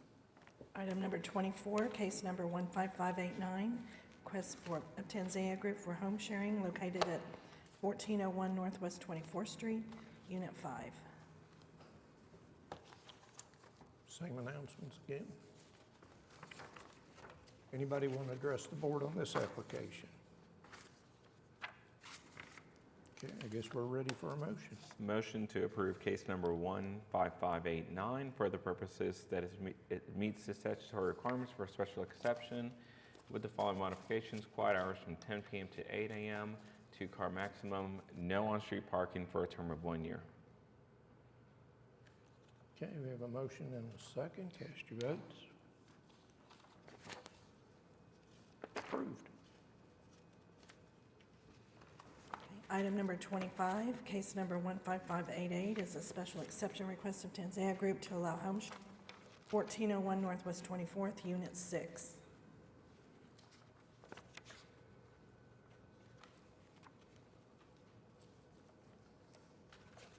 Same announcements on this one, I assume?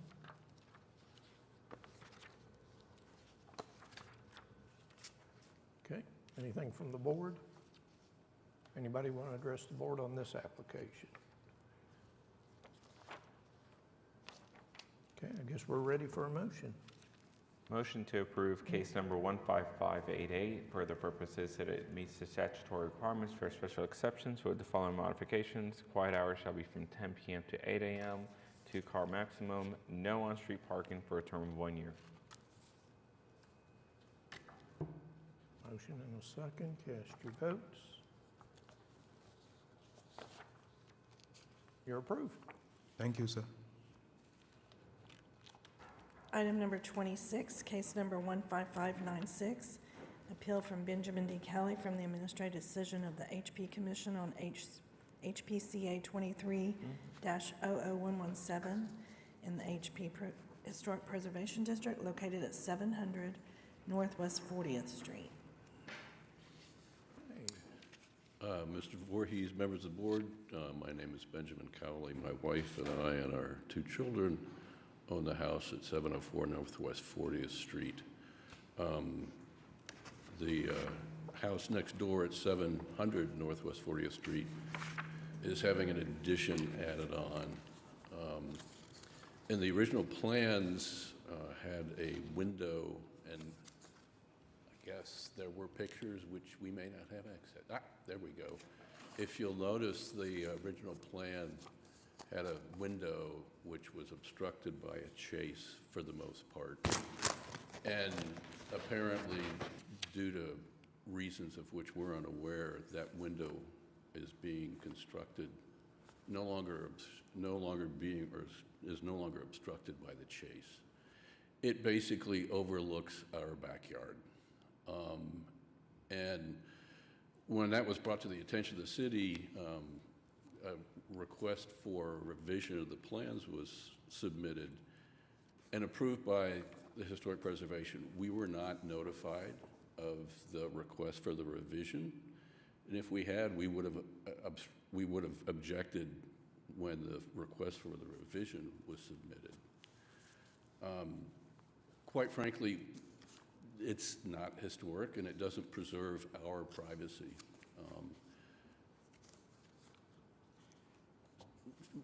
Basically, we think this is an invasion of our privacy. We think it reduces the property value of our house next door because of that, and we would prefer that that window not be there. And as I said, when the request for the revision of the plans was submitted to HP, we were not notified. And if we had been notified by HP, I probably would have saved myself $750, and I would have objected at that time rather than coming to you to make this objection. I guess the other thing is, and I said this in the document submitted, we find it somewhat problematic that HP would allow someone to basically come back and ask forgiveness for something. In other words, one thing was approved and they're building something else, and basically they come back to HP and ask for forgiveness. And so staff is here, and we'll ask her to come up. Staff is here, and we'll ask her to come up to explain their side of the situation. I'm sorry, Katie?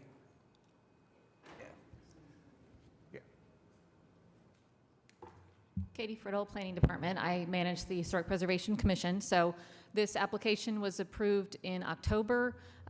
We subsequently received a request for a revision to the CA to shift the window over. The applicant explained that there were issues with a chimney, that they didn't accurately calculate the footprint of the chimney on the interior of the house, so they couldn't build the window as it was illustrated in the elevation drawings. They submitted documentation of what had been approved and what the proposed change was. That was well within the threshold of what staff has the authority to administratively approve as a revision. So that was done as an administrative approval. The notice for that is notification that the approval has been done. So notice was mailed, and that's what, I believe, what triggered the appeal being submitted. As opposed to items that go before the full commission, where applicants get or where abutting property owners get a notice of the hearing, we don't notice that way for an administrative approval. We just issue a notice that things have been administratively approved, and that starts the clock for a 10-day appeal period. And we did appeal within that 10 days.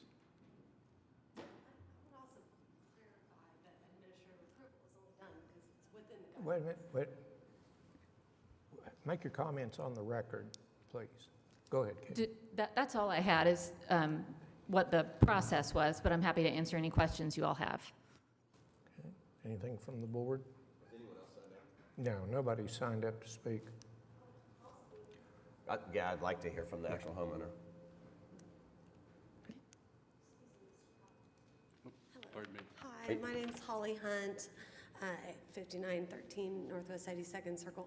I worked with the Historic Preservation Commission to get these plans approved, and the only note that I was just mentioning was the reason it didn't need to go before the commission when we shifted this window 20 inches is because it's within the guidelines, and it was completely supported by the Historic Preservation Guidelines. And then lastly, I would just admit, the reason that this happened, and you can see it pretty clearly in this lower photo, is you see the brick chimney from the ground where I was measuring. You know, I'm eyeballing it, I'm counting bricks. I didn't have a clear measurement until we were approved for our construction, moved into construction. The contractors are there, they give accurate measurements of a historic chimney we must keep. I mean, that guidelines support keeping historic structures. So that is why the window shifted. It was no other reason than that. It wasn't to be peeking in on the neighbors. So that 20 inches was only to preserve a historically relevant structure. Thank you. So what's that room? It's a restroom. It's actually a water closet for a toilet. So no one's going to be standing at this window and gazing out. So is there, and we'd be happy to do translucent glass, but that's not allowed by the guidelines. We have to do clear glass. But it will most certainly have blinds. Could you have installed a window that had a much higher? Well, the historic guidelines are very clear about windows needing to match the proportions and scale of the existing historic structure. So that's what we've done. In fact, this is a very modest window. It's only 2.5 feet wide, but it does match the configuration of 3/2 divided light on double pane window. Therefore, that's why we selected this window. It's well within the guidelines. It was just really more of my mistake, not being able to get on the roof to fully measure these things that were above an existing one-story jut out. See, the existing configuration, there's a one-story, basically addition to the rear of the house. That's that white siding you're seeing. So we just built a very, very, very modest addition over the top of that. But in doing so, I had to contend with this chase that you're seeing that's in the siding, and then in the brick, the chimney. Those two things were a little difficult to measure and without getting on the roof. And so upon discovering that, hey, that's actually quite a bit larger, the chimney was larger, the chase was a little bit smaller. So that's the difference in what you're seeing here. The chimney was actually deeper than what I assumed, and the chase was a little bit shallower. So we're talking about 20 inches of moving that.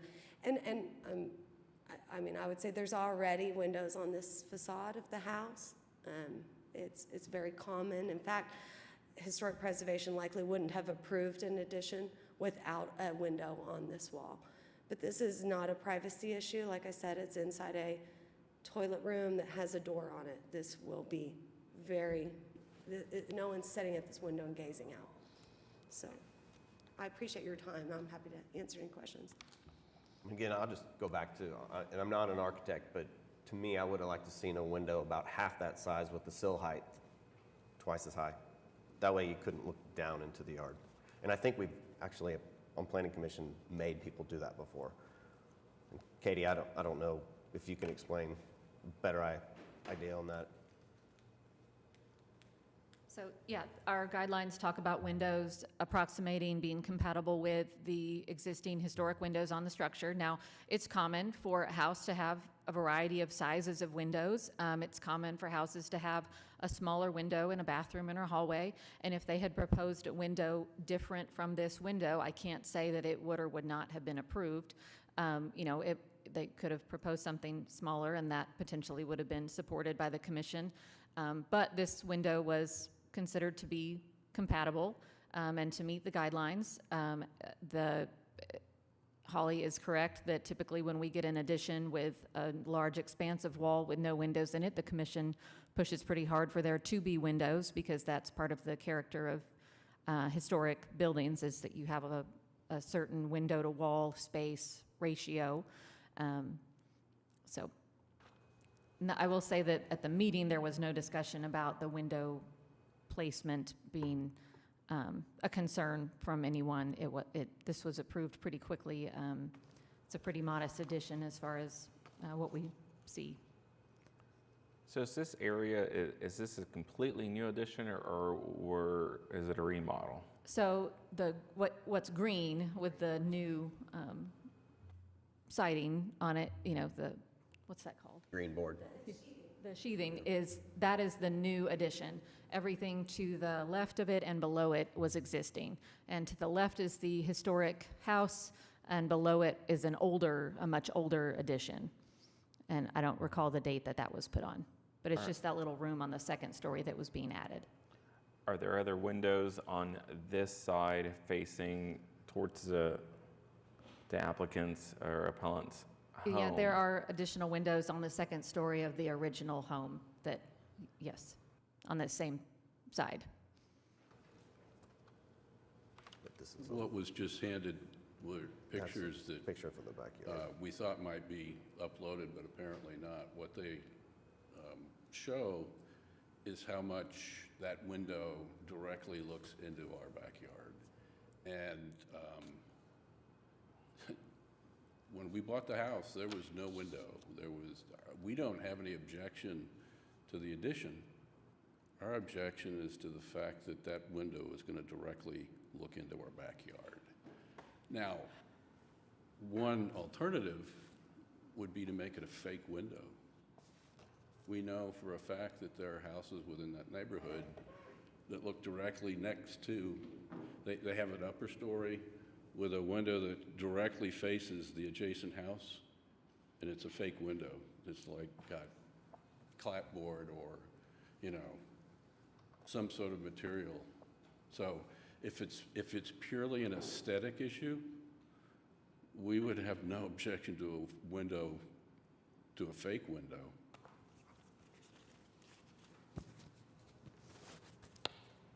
And once again, I understand that there may be that this was approved. This is the first I'd heard that this was approved as an administrative issue. And I can understand that, there are procedures. But I think it's within our rights to object to the administrative approval. And we did that within the 10 days. And as I said, it cost us $750 to do it. I wanted to just clarify one thing, and Rita can correct me if I'm wrong, but the design of the addition, including a window, was approved in October, and the appeal period for that expired in October. So what's actually eligible to be appealed at this point is just the shifting back and forth of the window. Just to clarify. Okay. Please forgive me for asking this question, but just out of curiosity, how many times, and if you have, seen people standing in that window looking at your property? Have you witnessed that? Yeah, there's workers in there. Oh, step, so we can get it on the record, please. Every day, that's It's- why I have the photo with the partially opened window. There's workers in there. Yeah, Kitty, it's Every still under day. construction. Well, and It's I still under hear that, I just want construction. to, because I heard the lady say that, you know, it's just a bathroom area and people wouldn't be doing that, but you've actually seen people. Yeah, but if you go to the toilet, you're gonna be right in front of the window. But yes, I've seen workers in front of the window. And I will have to say, there are no windows below it whatsoever. And if you can see the photos, which I did submit, you know, it's not a historic addition below. So ergo, why does it have to be a historic addition above? You know, like, again, we would be okay with it being sheetrocked and being like a fake window, like if we have to have the window. I do know on that house, upstairs in the guest bedroom, that is a fake window. Our house has a fake window facing 708. What- Yes, sir? Give us your name and address just for the record, please. Nikki Kozart Cowley, 704 Northwest 40th Street. Thank you. I figured that, but. So I've What got a I figured question. needs to be on the If, record. let's say, and I guess Rita may answer this, I realize that this is an appeal from the change to the location of the window. But does that not relate back to the original approval? So what it is technically is an appeal from the administrative decision. So you have 10 days to appeal that decision, and you can't go back to the original one because you have that same appeal period. So the time to make any of the other suggestions about what to do with the window placement at all would have been when the commission itself voted to allow the window. Or the type of window or size of window, because the actual placement of the window was approved in the original one in October. Today we're dealing with just the location. Correct. But to say that, can we make any other adjustments? So, as I noted initially, the window that was approved was for the most part obstructed by the chase. And that's the reason why we're appealing the approval of the movement of the window, because it's no longer obstructed at all. Do they have to have a variance if we make that window opaque, frosted, whatever they call it? So that would be another revision to the CA. The guidelines generally don't support glass that's not clear, so that's something we would have to take back to the commission. We do have, we know that we have property owners who in various ways close off windows from the interior because it's on the inside. We don't technically review it. There can be a lot of issues with the maintenance and the condition of windows when people do that, but the commission doesn't approve or disallow work done to the interior of the window. And obviously curtains and blinds and shutters and all that sort of thing on the interior doesn't go through any sort of review. If I may, I mean, another suggestion, as they make a suggestion to do a faux window, you could always just plant a tree to provide more privacy, because I really want this board to understand, I've worked with Katie on over 100 projects in this district over the last 5 years, and I've never seen a rear addition on a house that didn't have a window on both sides. This is not uncommon, and so for me, for you all as a body to not support the commission, who is only supporting their own guidelines, and what we're experiencing here is a group of neighbors that are just wanting to have some attention, I guess, I'm not sure, but this is a very commonplace deal. Having a rear addition that's two-story in a row of two-story homes. These homes are very close together. Privacy is an issue for everyone, and everybody deals with it their own way. There's other ways other than repealing a Historic Preservation Commission guideline decision or commission decision that those people take their jobs very seriously. I mean, I'm in there every month, and trust me, if we get anything approved, it's not without great research and great documentation and great thought about the design. So all of these things have been considered up till now, and all of a sudden we have one issue with privacy out of hundreds. But I appreciate you guys. Give us your name and address, please. Yes, my name is Miles Mixon. I live at 500 Northwest 42nd Street. I'm the contractor on this job. I understand that, these are historic neighborhoods. They're very tight-knit. The fabric of these neighborhoods, they're, very close quarters. The only thing I'd like you guys to think about is if that's the current window where that door is right there. If I shifted over 20 inches that direction, how much is that going to affect the field of view if I'm looking back in that direction? I'm going to have the same field of view whether that window stays there or moves 20 inches. And that's just like all I really have to say. And if you look at the photos that I submitted, both via email and that I just showed you, there is that chimney there. And it was supposed to be 2 feet, 10 inches from that wall. If you look at it, you can see that the window would have been partially obscured both by the chimney and the chase. Or chase, whatever it's called. And I'm not here to get attention at all. I am here because it is a privacy issue. We love our patio. We love to sit out on our patio. We love our backyard. We bought the house without the window. We bought the patio without the window. I don't understand. I don't understand. That's not what was approved. That window is not what was approved, period. Thank you. Okay. Any other questions, comments from the board? So one of the options as a board is that we can remand the case. If we remand it, it would just be asked to the administrative approval, not to whether or not the historic preservation could reconsider the matter as to whether or not to allow the window. Because I truly believe it's whether the window should be there or not.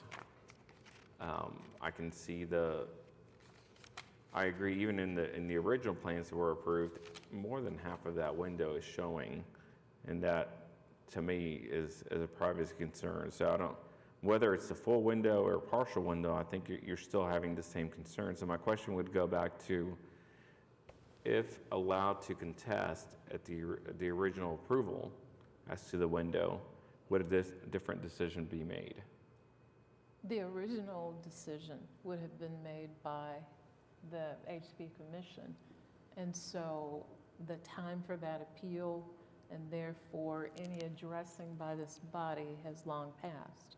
So the only thing that's available is an appeal of the administrative decision, which is what you're reviewing today. So if we remand it back to HP, they just hear the location of the window from where it was to today? Well, that would be a little interesting because HP never saw the administrative decision. That would be remanding it by this body back to staff and telling staff who made that decision, look at it again. Well, staff already saw it. It's the same staff, same person. And so unless that... Katie, would it go any further? So I think if this was remanded back, staff would make the call at that point to go ahead and put it back on a commission agenda if that's... That's where Because clearly staff has made, an assessment at the administrative level that the revision was appropriate. So if it's remanded back to us for reconsideration, I think my only option would be to put it back on a HP agenda. So that's the part. Of course, this body can order whatever it would like to order. But in terms of the matter appealed, it was not a decision of the commission. Right. So for it to go to the commission, it could be for input to administrative staff, but the appeal is from an administrative decision. So you'd be leaping over that and going back someplace else. So if you, though, Would we or would well, HP? if you're saying, let's say that you chose to direct further review of the administrative decision, and if staff did as staff is suggesting she would likely do, that would be up to staff. But the purview of this board, and the only thing before this board, is whether or not the administrative decision was appropriate. But I'm looking at subpart D that says that one of our options is to affirm, reverse, modify the decision, or the board shall remand the case to the commission. So I'm guessing that's Where are you looking? Right here. subpart D. Okay. And I approve that, so I really want to look at No. that to be sure. How is that not in my book? There you go. Thank you.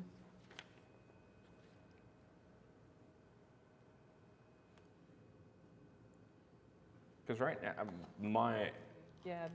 for me personally, the way that I'm kind of looking at it is, I don't know if the different decision is going to be made, but if we can get it back before the commission and let them assess, and you guys can have the opportunity to interject, they may make the same decision. I don't know. Yeah. I'll be honest. For me, it's not whether the location. I realize that. I'm with you. If I've had a backyard, I would not want a window. But at the same time, people construct new homes, 2 stories with windows. I face it in my own neighborhood with two-story homes where windows can be, they can look into our backyard. But if we can somehow have the historic provision, the Historic Preservation Commission take a look as to whether or not a different decision needs to be made, then I think that is a very good workaround, but keep in mind that this appeal, the language that's in this report, is an appeal from a decision of the commission itself.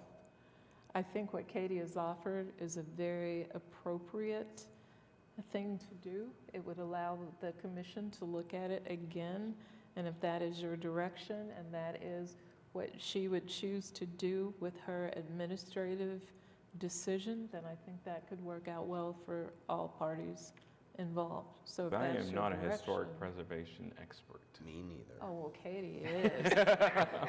But so that's why we have, All of that's us. why we have a board committee for that. So I mean, that would be my preference, is to remand. I hate to punt, but they're gonna know, I mean, they've got a history and they know what guidelines they look at. So I would prefer that they look at this. I think it's a good idea. Well, I think but- it fits our jurisdiction, Where are because you we can looking at? remand the case to the commission based on new evidence, and I'll call this new evidence. Okay. But Do this you is, buy that? well, but it says, reverse or modify the decision of the Historic Preservation Commission. Right, or remand Or- the case to the commission based on new evidence. New evidence, if it is the pleasure of this board for this matter to be reviewed by the Historic Preservation Commission, you certainly may direct that occur. There is a semicolon after commission, so I feel like that or Okay. afterwards, it's a whole separate Okay. option that we have. Okay. And that's what I'm calling it new evidence. agree. and Okay. There's got to be a solution or a method to make and you already said that doesn't fit the guidelines, so maybe it's a variance. But make that glass, at our house, we have one that's called frosted, and you can't see in or out, but it lets light in. And I think that'd solve your problem. So that's the other thing that you may see again, and Katie can tell you more about that. I don't know that frosted is allowed in that area. So if But they can make the adjustment that they that is feel appropriate, appropriate. If they choose to make one. Subject to If- variance. If they choose. So I mean, Right. I would prefer to have, making a formal approve, deny based off of an actual, Actual full commission? yes, Rather than rather than an administrative? admin. So I feel like I need them to tell us what they think before we can, I think you could use that as additional information. You could continue it for additional information from the HP Commission, and that is your decision today, that it is continued pending additional information from the commission. It could go to the commission for a recommendation to this body based on the appeal of the administrative decision made by staff. okay, so let me ask this, and be mindful of the fee that the gentleman has paid and his wife. If we remand, a decision is made, and then there's a subsequent appeal again of that decision, is there a separate fee for that? Well, now, if you're, well, what would be the reason that you would send it back if they No, told no, you? if we remand it and Uh-huh. it goes before the HP Commission. Oh, And they don't make any adjustments, does And he they have to pay don't. another $750 to? If they, I to was- appeal it back oh, here. because it's all on the same, yes, it's Okay. continued by this body pending review by HP Commission. So and remanding then- it continues it. Yes, there's a continuance to get additional information. With that? Yeah. Let's hear from Yeah. the contractor Go one ahead, more sir. time. My only question is, as I'm trying to, on the interior of this remodel, even though it may not look like it from the exterior, we're waiting on the matching siding to be milled, so it matches the wood, Dutch siding, so I'm working on getting that taken care of. But on the interior, this thing's been fully plumbed, all the tile work, heated floor has been put down, all the cabinetry based on this current elevation has been ordered and provided. When we, I've probably done 40 historic preservation projects over the last 10 years. I've never once had something, again, I understand the privacy concern, but these are tight-knit neighborhoods. That's not the only window in that block that's going to look into whether it's the properties they back up to. And at the end of the day, I just want, I know this is likely going back to HP. This is a water closet. There's a door there. And I know the homeowner can change, but right now it is a single mom with 2 young children. No one's going to be going up there and peeking into their yard. There will be a window treatment over that. She's already hired a great interior designer who's already laid all that out. They've already selected fabrics. I have the same thing. I live not far away. There are times I look over and I'm like, maybe I should shut my drapes because, I live in a single-story house where all my neighbors' windows correspond with me. But really, my only concern right now is just for, my client is just like how, for me to leave here and tell her, hey, this whole project now is now potentially, I wouldn't want to say on hold, but it really puts us, I know he spent $750 to be here. She spent a lot more than that trying to get this project going. And right now she has a zip wall up in her master bedroom, to hide dust and all that. And we're trying to get this thing wrapped up, but I'm really worried that a situation like this could potentially, add a extended time. I just kind of like the clarity of the matter. I'm assuming this will obviously work its way out, but I've heard a few people say we could change the window or shift the window. I mean, if we were to shift the window right now, we're talking about going in and completely gutting a third of the project we've already tiled and done to remove a wall and move things over. I'm sorry that you have spent all this time and money doing this. I specifically asked the person that lives there if there was going to be a window, and she specifically told me no.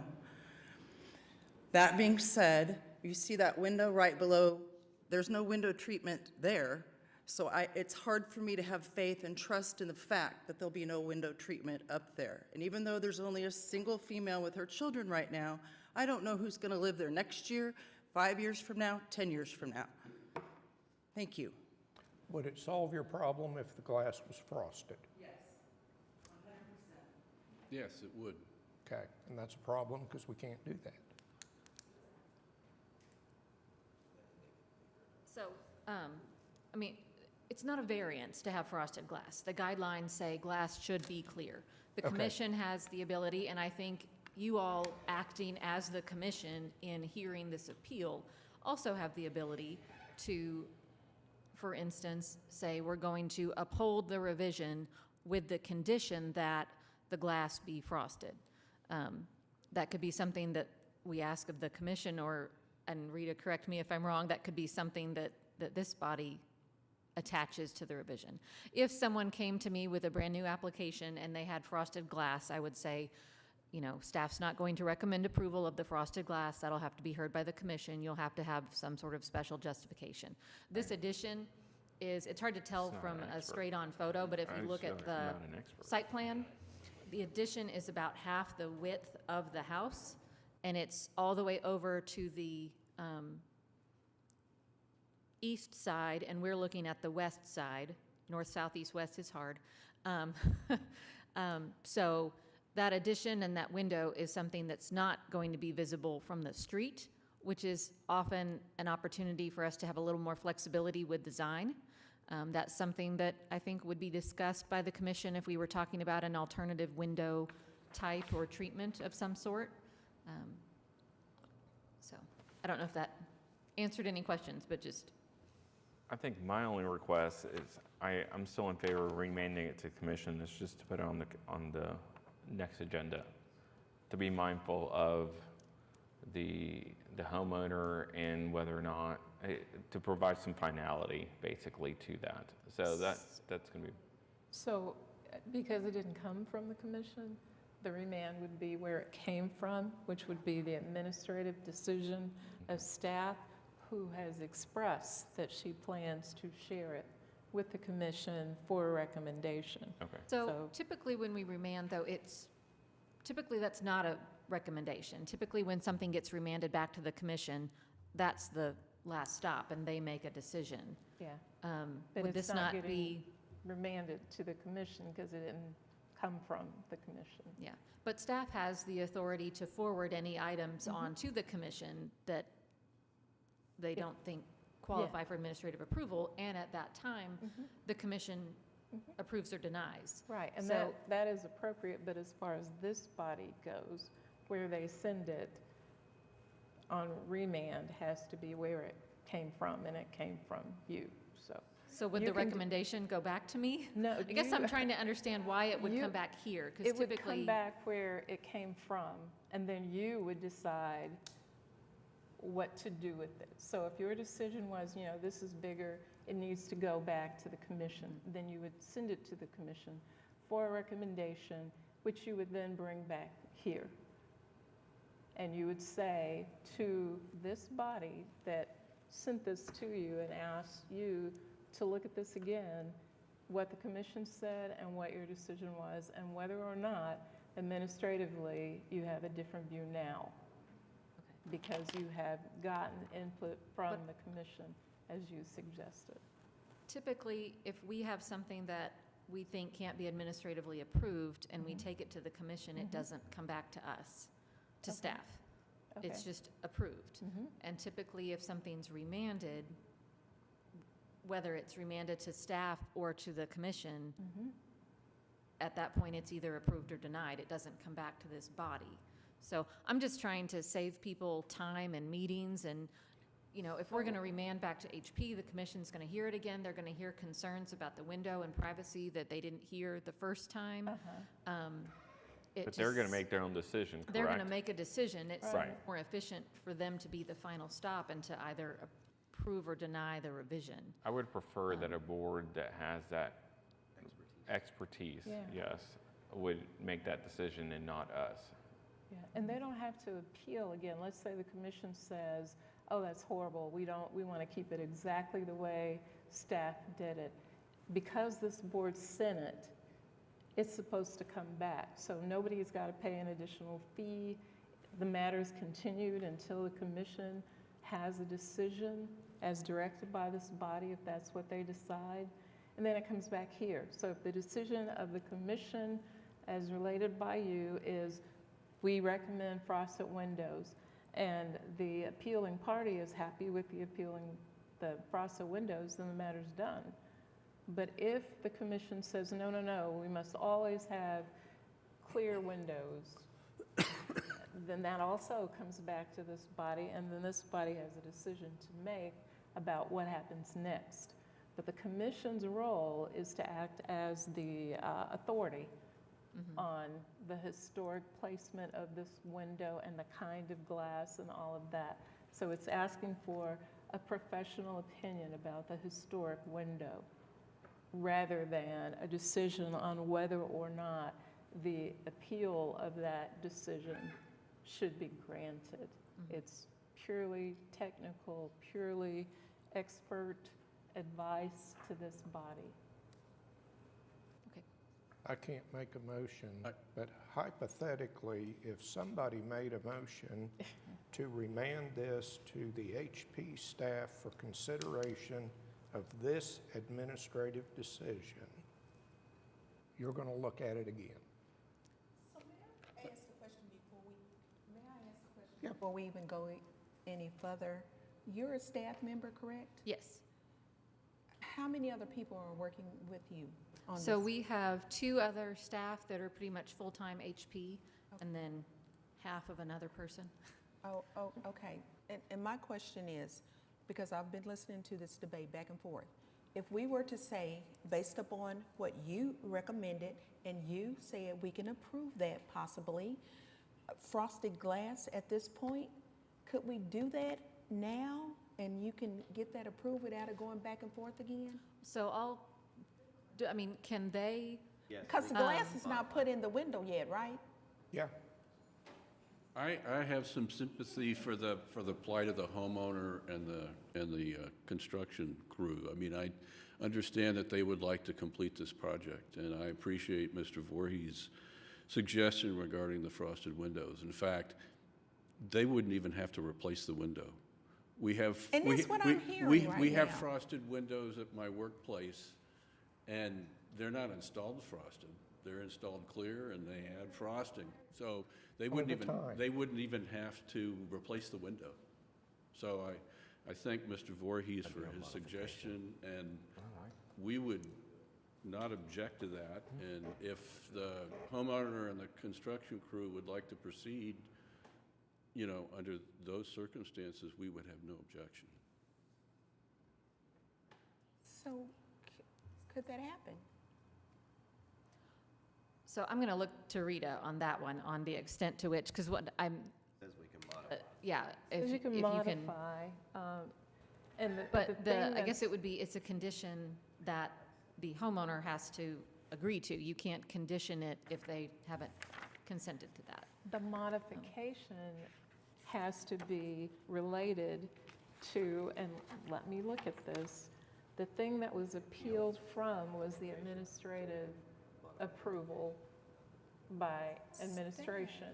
And so if administration said, this is, you must do it this way, and this board is saying, we don't agree with what the administrative person said, we think it should be that way, then that also is an appropriate decision of this board, if that's what they choose. But I thought what I heard them say was they wanted to send it back to you because you were the expert in this area, and that you wanted then to send it to the commission. Everybody else is saying time is kind of the essence. If this body decided that based on the information presented so far, that they wanted to direct you to issue a CA with a frosted window, then that would be the pleasure of this body, if that's what they chose to do. Because it's an appeal from your decision that the window was appropriate the way that it is. So it's up to this body to decide what they want to do. But do we have authority and jurisdiction to order frosted glass? To order frosting. I was afraid the answer was no. The answer is This is an appeal from an administrative Right. decision. The administrator said clear glass. Mhm. It was appealed because That's in this location. clear glass in this location. So it was appealed, and the appeal was, that's not appropriate. It's not appropriate, not because of an historic purpose, but because it interferes with their quiet enjoyment of their backyard. And if that is the case, and if this body agrees that they have a right to a certain level of quiet enjoyment of their backyard, that this interferes with, and if the placement of the window in the manner that they would like is something that this body deems appropriate, then this body could say, you know, you're right, this is the kind of window that you want, we will grant your appeal, and your appeal is from the administrative approval.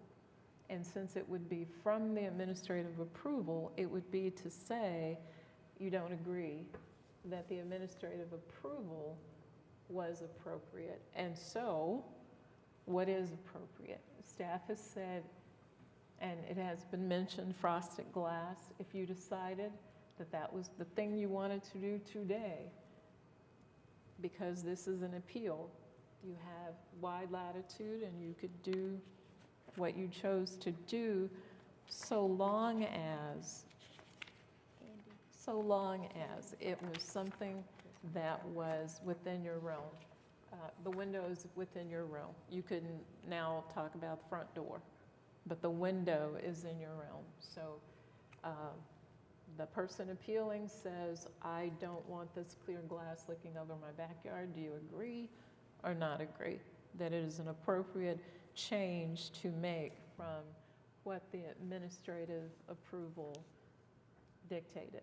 My concern with remanding with a corrective action to change the window to be frosted is that going forward, other people may see that and says, well, if you've got a problem with a clear glass, just appeal it to the Board of Adjustment. They'll make the change. And I don't feel like I'm in a position right now to make that sort of type of decision, because I don't know historically what guidelines they use as to which kind of windows to use. So I'm still in favor in remanding this and getting in front of the Historic Commission, because they've got that expertise to make those kind of decisions. And I respect that opinion. What I would say is that, once again, I have sympathy for the fact that the owner would like to complete this project. The construction people would like to complete this project. So time is valuable to them and everybody else. If they would agree to frost the glass, we would withdraw our objections. So can Katie come back up and tell us whether or not that's feasible if frosted glass can be approved? So frosted glass would have to go back to the commission. The quickest I could do that would be June 3rd. That's their next meeting. Because staff doesn't have the ability to administratively approve frosted glass. I think if we feel like there's a workaround where this body can say, do frosted glass, you know, that's one thing, but staff can't administratively approve a revision from the applicant to switch from clear glass to frosted glass. So at this point, even if we say, yes, we're going to do frosted glass, it's still going to be June 3rd before it's heard before the commission, correct? Yeah, if it goes back to the commission, that's when they would hear it. Okay, so that's what we're looking at. Does this body have the ability to delay. approve that, though? Pardon? Does this body have the ability to Not to approve the allow the frosted glass, frosted no. glass if the homeowner We're agrees going to over it? This body, it has to go back to the Well, we have some authority to modify. I mean, the only reason why I asked that question is it would relieve the homeowner of the need to go back to HP. I mean, we'll be happy to go back to HP, but, you know, once again, we're willing to concede that the homeowner wants to finish this project. And so I guess what I would ask is, does this body have the ability to approve frosted glass? And if the homeowner is willing to do that, we're done.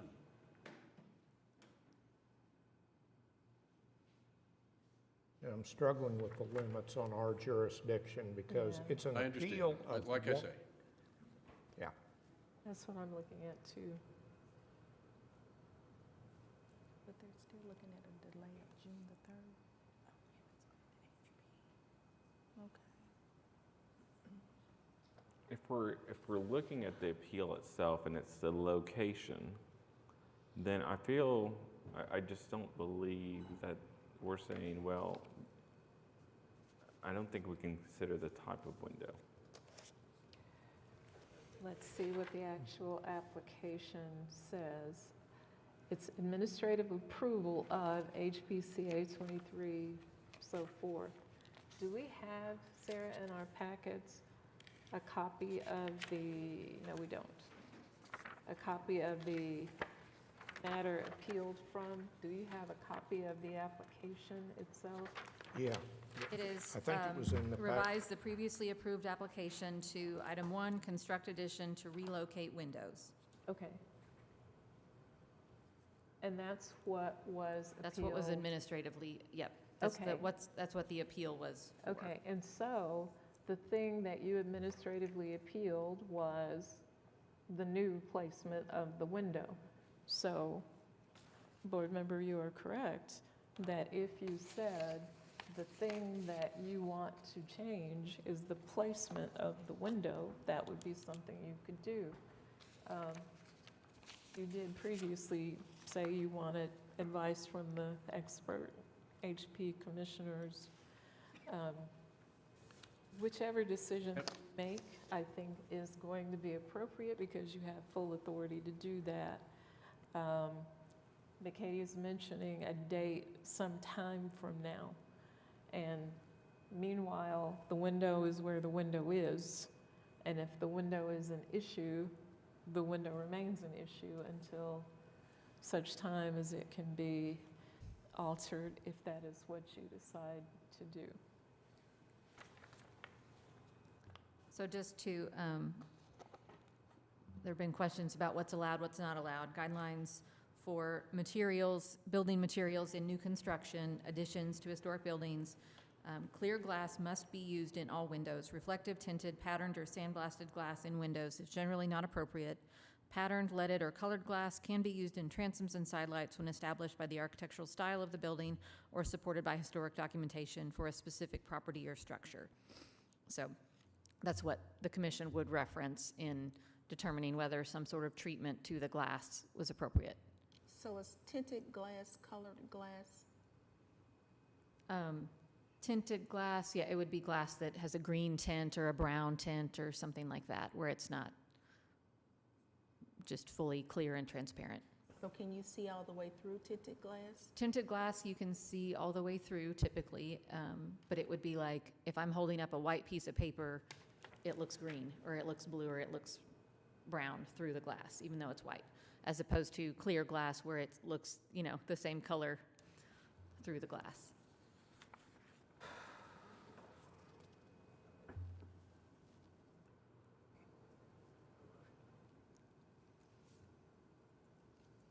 I'm still in favor of just remaining. You can't control the future owner. I don't feel like I'm an expert to demand any sort of frosted glass. And the HP Commission may say, you know what, that clear glass is just fine as is in its current location. I'd rather have them make that decision since they look at this more often than we do. Another thing that you could consider, the person that's doing the work did talk about window treatments that were planned for the window. If that's planned, you could consider allowing that to go in.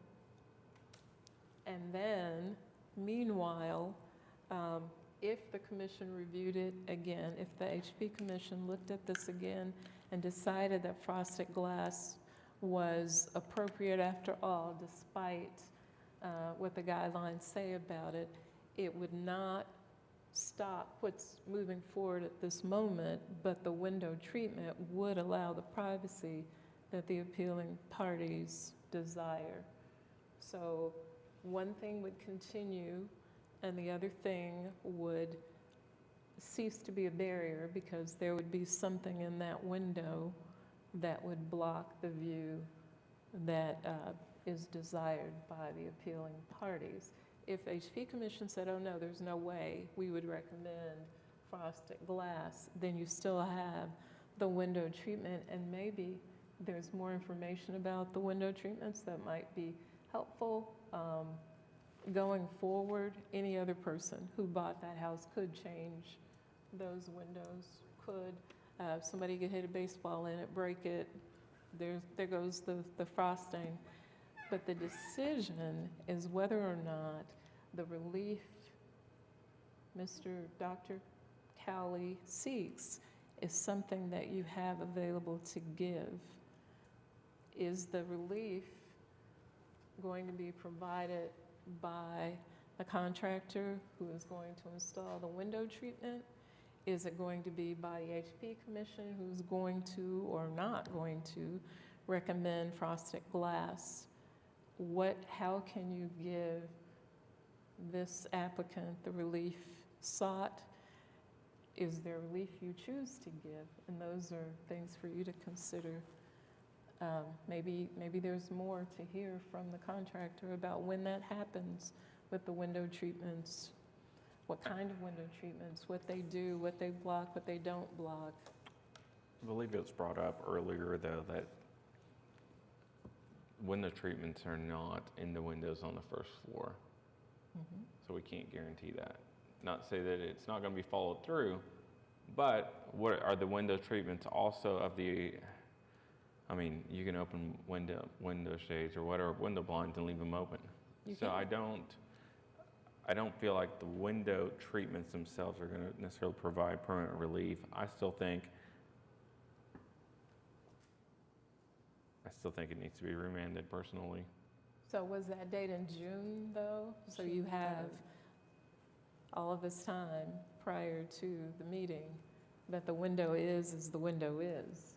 1 month. So, It's a month before anything can be done to the window, which, you know, that's a concern of both parties. Right, so you have And we don't time know issue. what the outcome is going to be once our decision is given. No, you don't So, know. again, I just need to know what alternatives may be offered to bring some type of compromise where we can get you what you need today and to get them where they need to be to continue their work.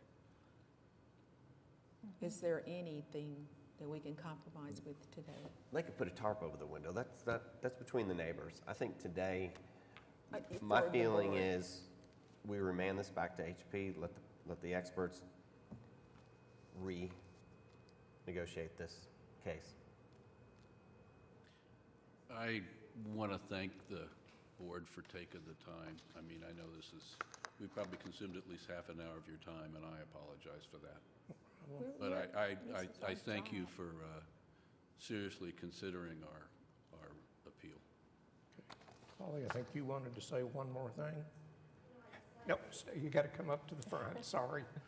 I actually decided against it. I'm for going back to the commission because I know we can get it approved again because we are that much inside the guidelines. And we can't make exceptions to these types of rules for just every so often somebody's like, ooh, I don't want you looking at me. Well, there are thousands of people in this neighborhood that have the exact same condition.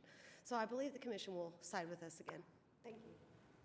That's kind of where I'm at. I mean, we may remand it, and if they hear it, they may approve it as is, right? That's why I don't feel like I'm an expert to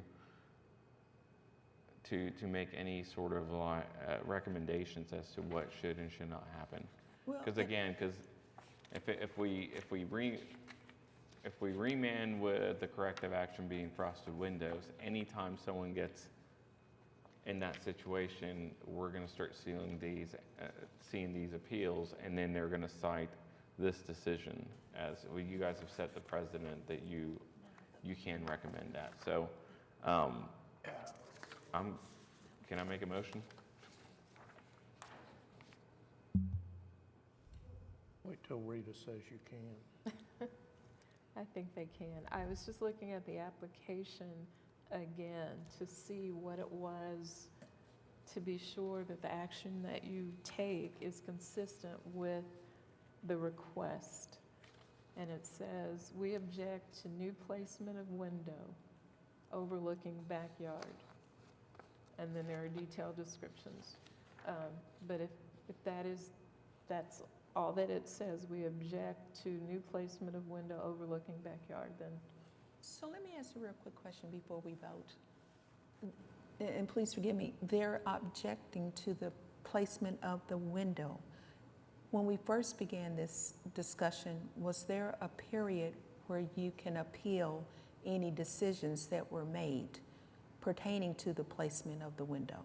That's what they're appealing. That's what they're appealing. Has that time exhausted? Was there a period of time that you had to work within? 10 days. They were timely. Okay, and I just want to make sure, we Yeah. got everything covered ourselves. the appeal was from the administrative decision made by Katie. And Okay, okay. Okay, Roberto, I think you're on. All Oh, right. wait a minute. Sorry, Sarah Welch, Planning Department. I think both HP and Board of Adjustment staff need just a little bit clarification of the next steps based on the motion. So We do too. if you, okay, so if you're about to make a motion to remand the item, which would go back to the Historic Preservation Officer, who then is most likely to send it to the commission to review the revision, and the HP Commission makes a decision, is that the final decision, or are you saying that the applicant is preserving the right to come back to the board to continue the appeal of that decision? My understanding, I'm just trying to go through even legally. I mean, if it gets remanded back to the district court makes a decision, there has to be a subsequent appeal.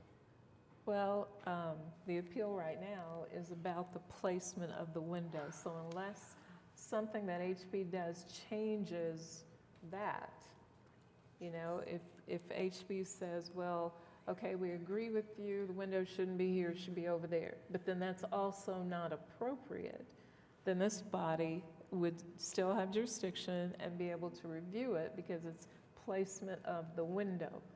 If HB says, well, we think frosted glass would be appropriate, and that is what is recommended, frosted glass of that window, and that is what gets approved, and that is satisfactory for appeal purposes of the appealing parties, and it comes back here, frosted glass, okay, everybody's satisfied because it is the window's view onto the backyard that caused the problem. So if it's no longer causing the problem with the frosting, and that's what the commission reviewed, then that is perfectly fine. But if the appealing party decides, no, I don't want frosted glass, I just want this window moved altogether, I don't even want a window there, period. Well, I do think the young lady does bring up an interesting question. If this is remanded to HP, and I guess it would get remanded to the administrative staff, technically, I suppose they could approve it again, and then we'd be right back here again. But even if it goes to the HP board and they approve it, would we have the ability to appeal that? I mean, neither we nor the owners want to keep going back and forth and back and forth and back and forth. I have to admit, I don't want to spend another $107 or another $750, but would we have the ability to appeal if HP approves the repositioning? Your appeal would still be open because it had to do with placement of the window. Right. And so until that is satisfied, that appeal still stands, and this body hasn't closed it because they sent it for further review to HP Commission. HP Commission brings that information back here. If this board is satisfied with what HP Commission brings, but you are not, then you have an ability to appeal it further to district court. But this body would see it again because they sent it away for further review. I have enjoyed meeting all of you, but I hope that we don't have to consume more of your time.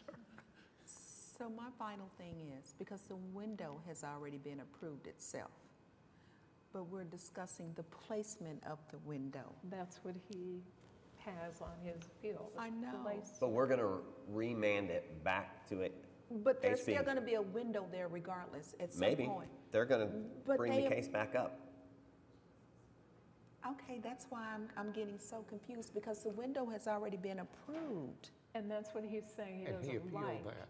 And so when it goes back to either administrative review, and administrative has indicated it would go to the full commission, for consideration would be the placement of the window, which is the item appealed from, and now, because of the discussion today, whether or not some alternate treatment of the window would be appropriate. So that would be included with it, placement Included. and treatment of? Included. Okay. It would not be an additional fee, it would be. No, I how do wasn't we talking about that. I resolve was it? just saying What that HP not would only are we just asking for a review of it, plus an addition of the material of the window, right? The glass. Glass, whether it's the glass, right, the frosted glass. or not frosted. The Or are problem we? was brought to you, how do we resolve this issue? And so the answer to how do we resolve that issue is going back to the commission, to the staff that originally approved placement of the window. The placement had to do with whether or not there was a view from the window. So I understand all of that, but again, my thing is, are we going to ask them for some type of different glass, just the placement of the window? I think it's, Plus, we're gonna still be where we are. we're going to remand it, and basically they will take it into consideration. It would be both of those things. Would placement of the window be appropriate, or leaving it where it is and doing frosting be appropriate, or whatever other things Katie comes up with to present to them as an option for here. Yeah, so I think yeah. the item that would be on the agenda for HP would be the relocation of the window, plain and simple. But as part of their discussion and their consideration would be, are there conditions that we want to attach to the approval of this revision that, yes, you can move the window over, but only if you do X, Y, Z to satisfy concerns of neighbors, concerns of the commission, issues with compatibility, et cetera. So they're not going to have an agenda item that says frost the glass on the windows. Right. But what I would anticipate is that as part of that discussion on this is why we have concerns being expressed about the location of the window, what are the other solutions that we could come up with to mitigate that? Thank you, Katie, because that's what I was asking. Will there be other provisions that will be discussed when they're talking about this, when it goes Yeah, back once to it them? once it goes back to them, just like any other item on their agenda, they may review someone's fence and say, yes, you can have a fence there, but it should really only be this tall, not that tall. Thank It's you a kind of a again, because negotiation with I've never sat applicants. in one of the meetings, so I don't know how it Sure. goes. And apparently, my two colleagues down there know, but for me, I didn't, so thank you. Would we be notified, since we were not Yes, notified of the I mean, administrative I might come decision? knock on your door and notify you in this case. But yes, you will absolutely be notified. You would be within the mailing area anyway, but I will make sure that you know. Barring some sort of catastrophe, if it gets remanded back, it will be on our June 3rd agenda. So. Thank you. Okay, Roberto. So moved. Can I do that? Yeah. What did you so move? All of that. Motion to remand case number 15596 back to the administrative staff. Is that appropriate? Yes, Okay. that's where it came from. Okay, motion, got a second on remand, cast your votes. You're remanded. Thank you again for your consideration, and I appreciate Mr. Voorhees' suggestion. Sir, Do those go in the, oh, I do. I think they need to go in the record. Do you have extra copy? Okay, thank you. Okay. Well, we have some of them, but not all of them. Okay. Item number 27 has been deferred till May 16th, and item number 28 has been deferred till May 16th. Okay, I don't have any additional items. We don't have any board committees. Does anybody want to say something? Rita? Nope, said enough. Citizens to be heard. No other business? I think we're adjourned. Thank you, Lord Jesus. It's been a while.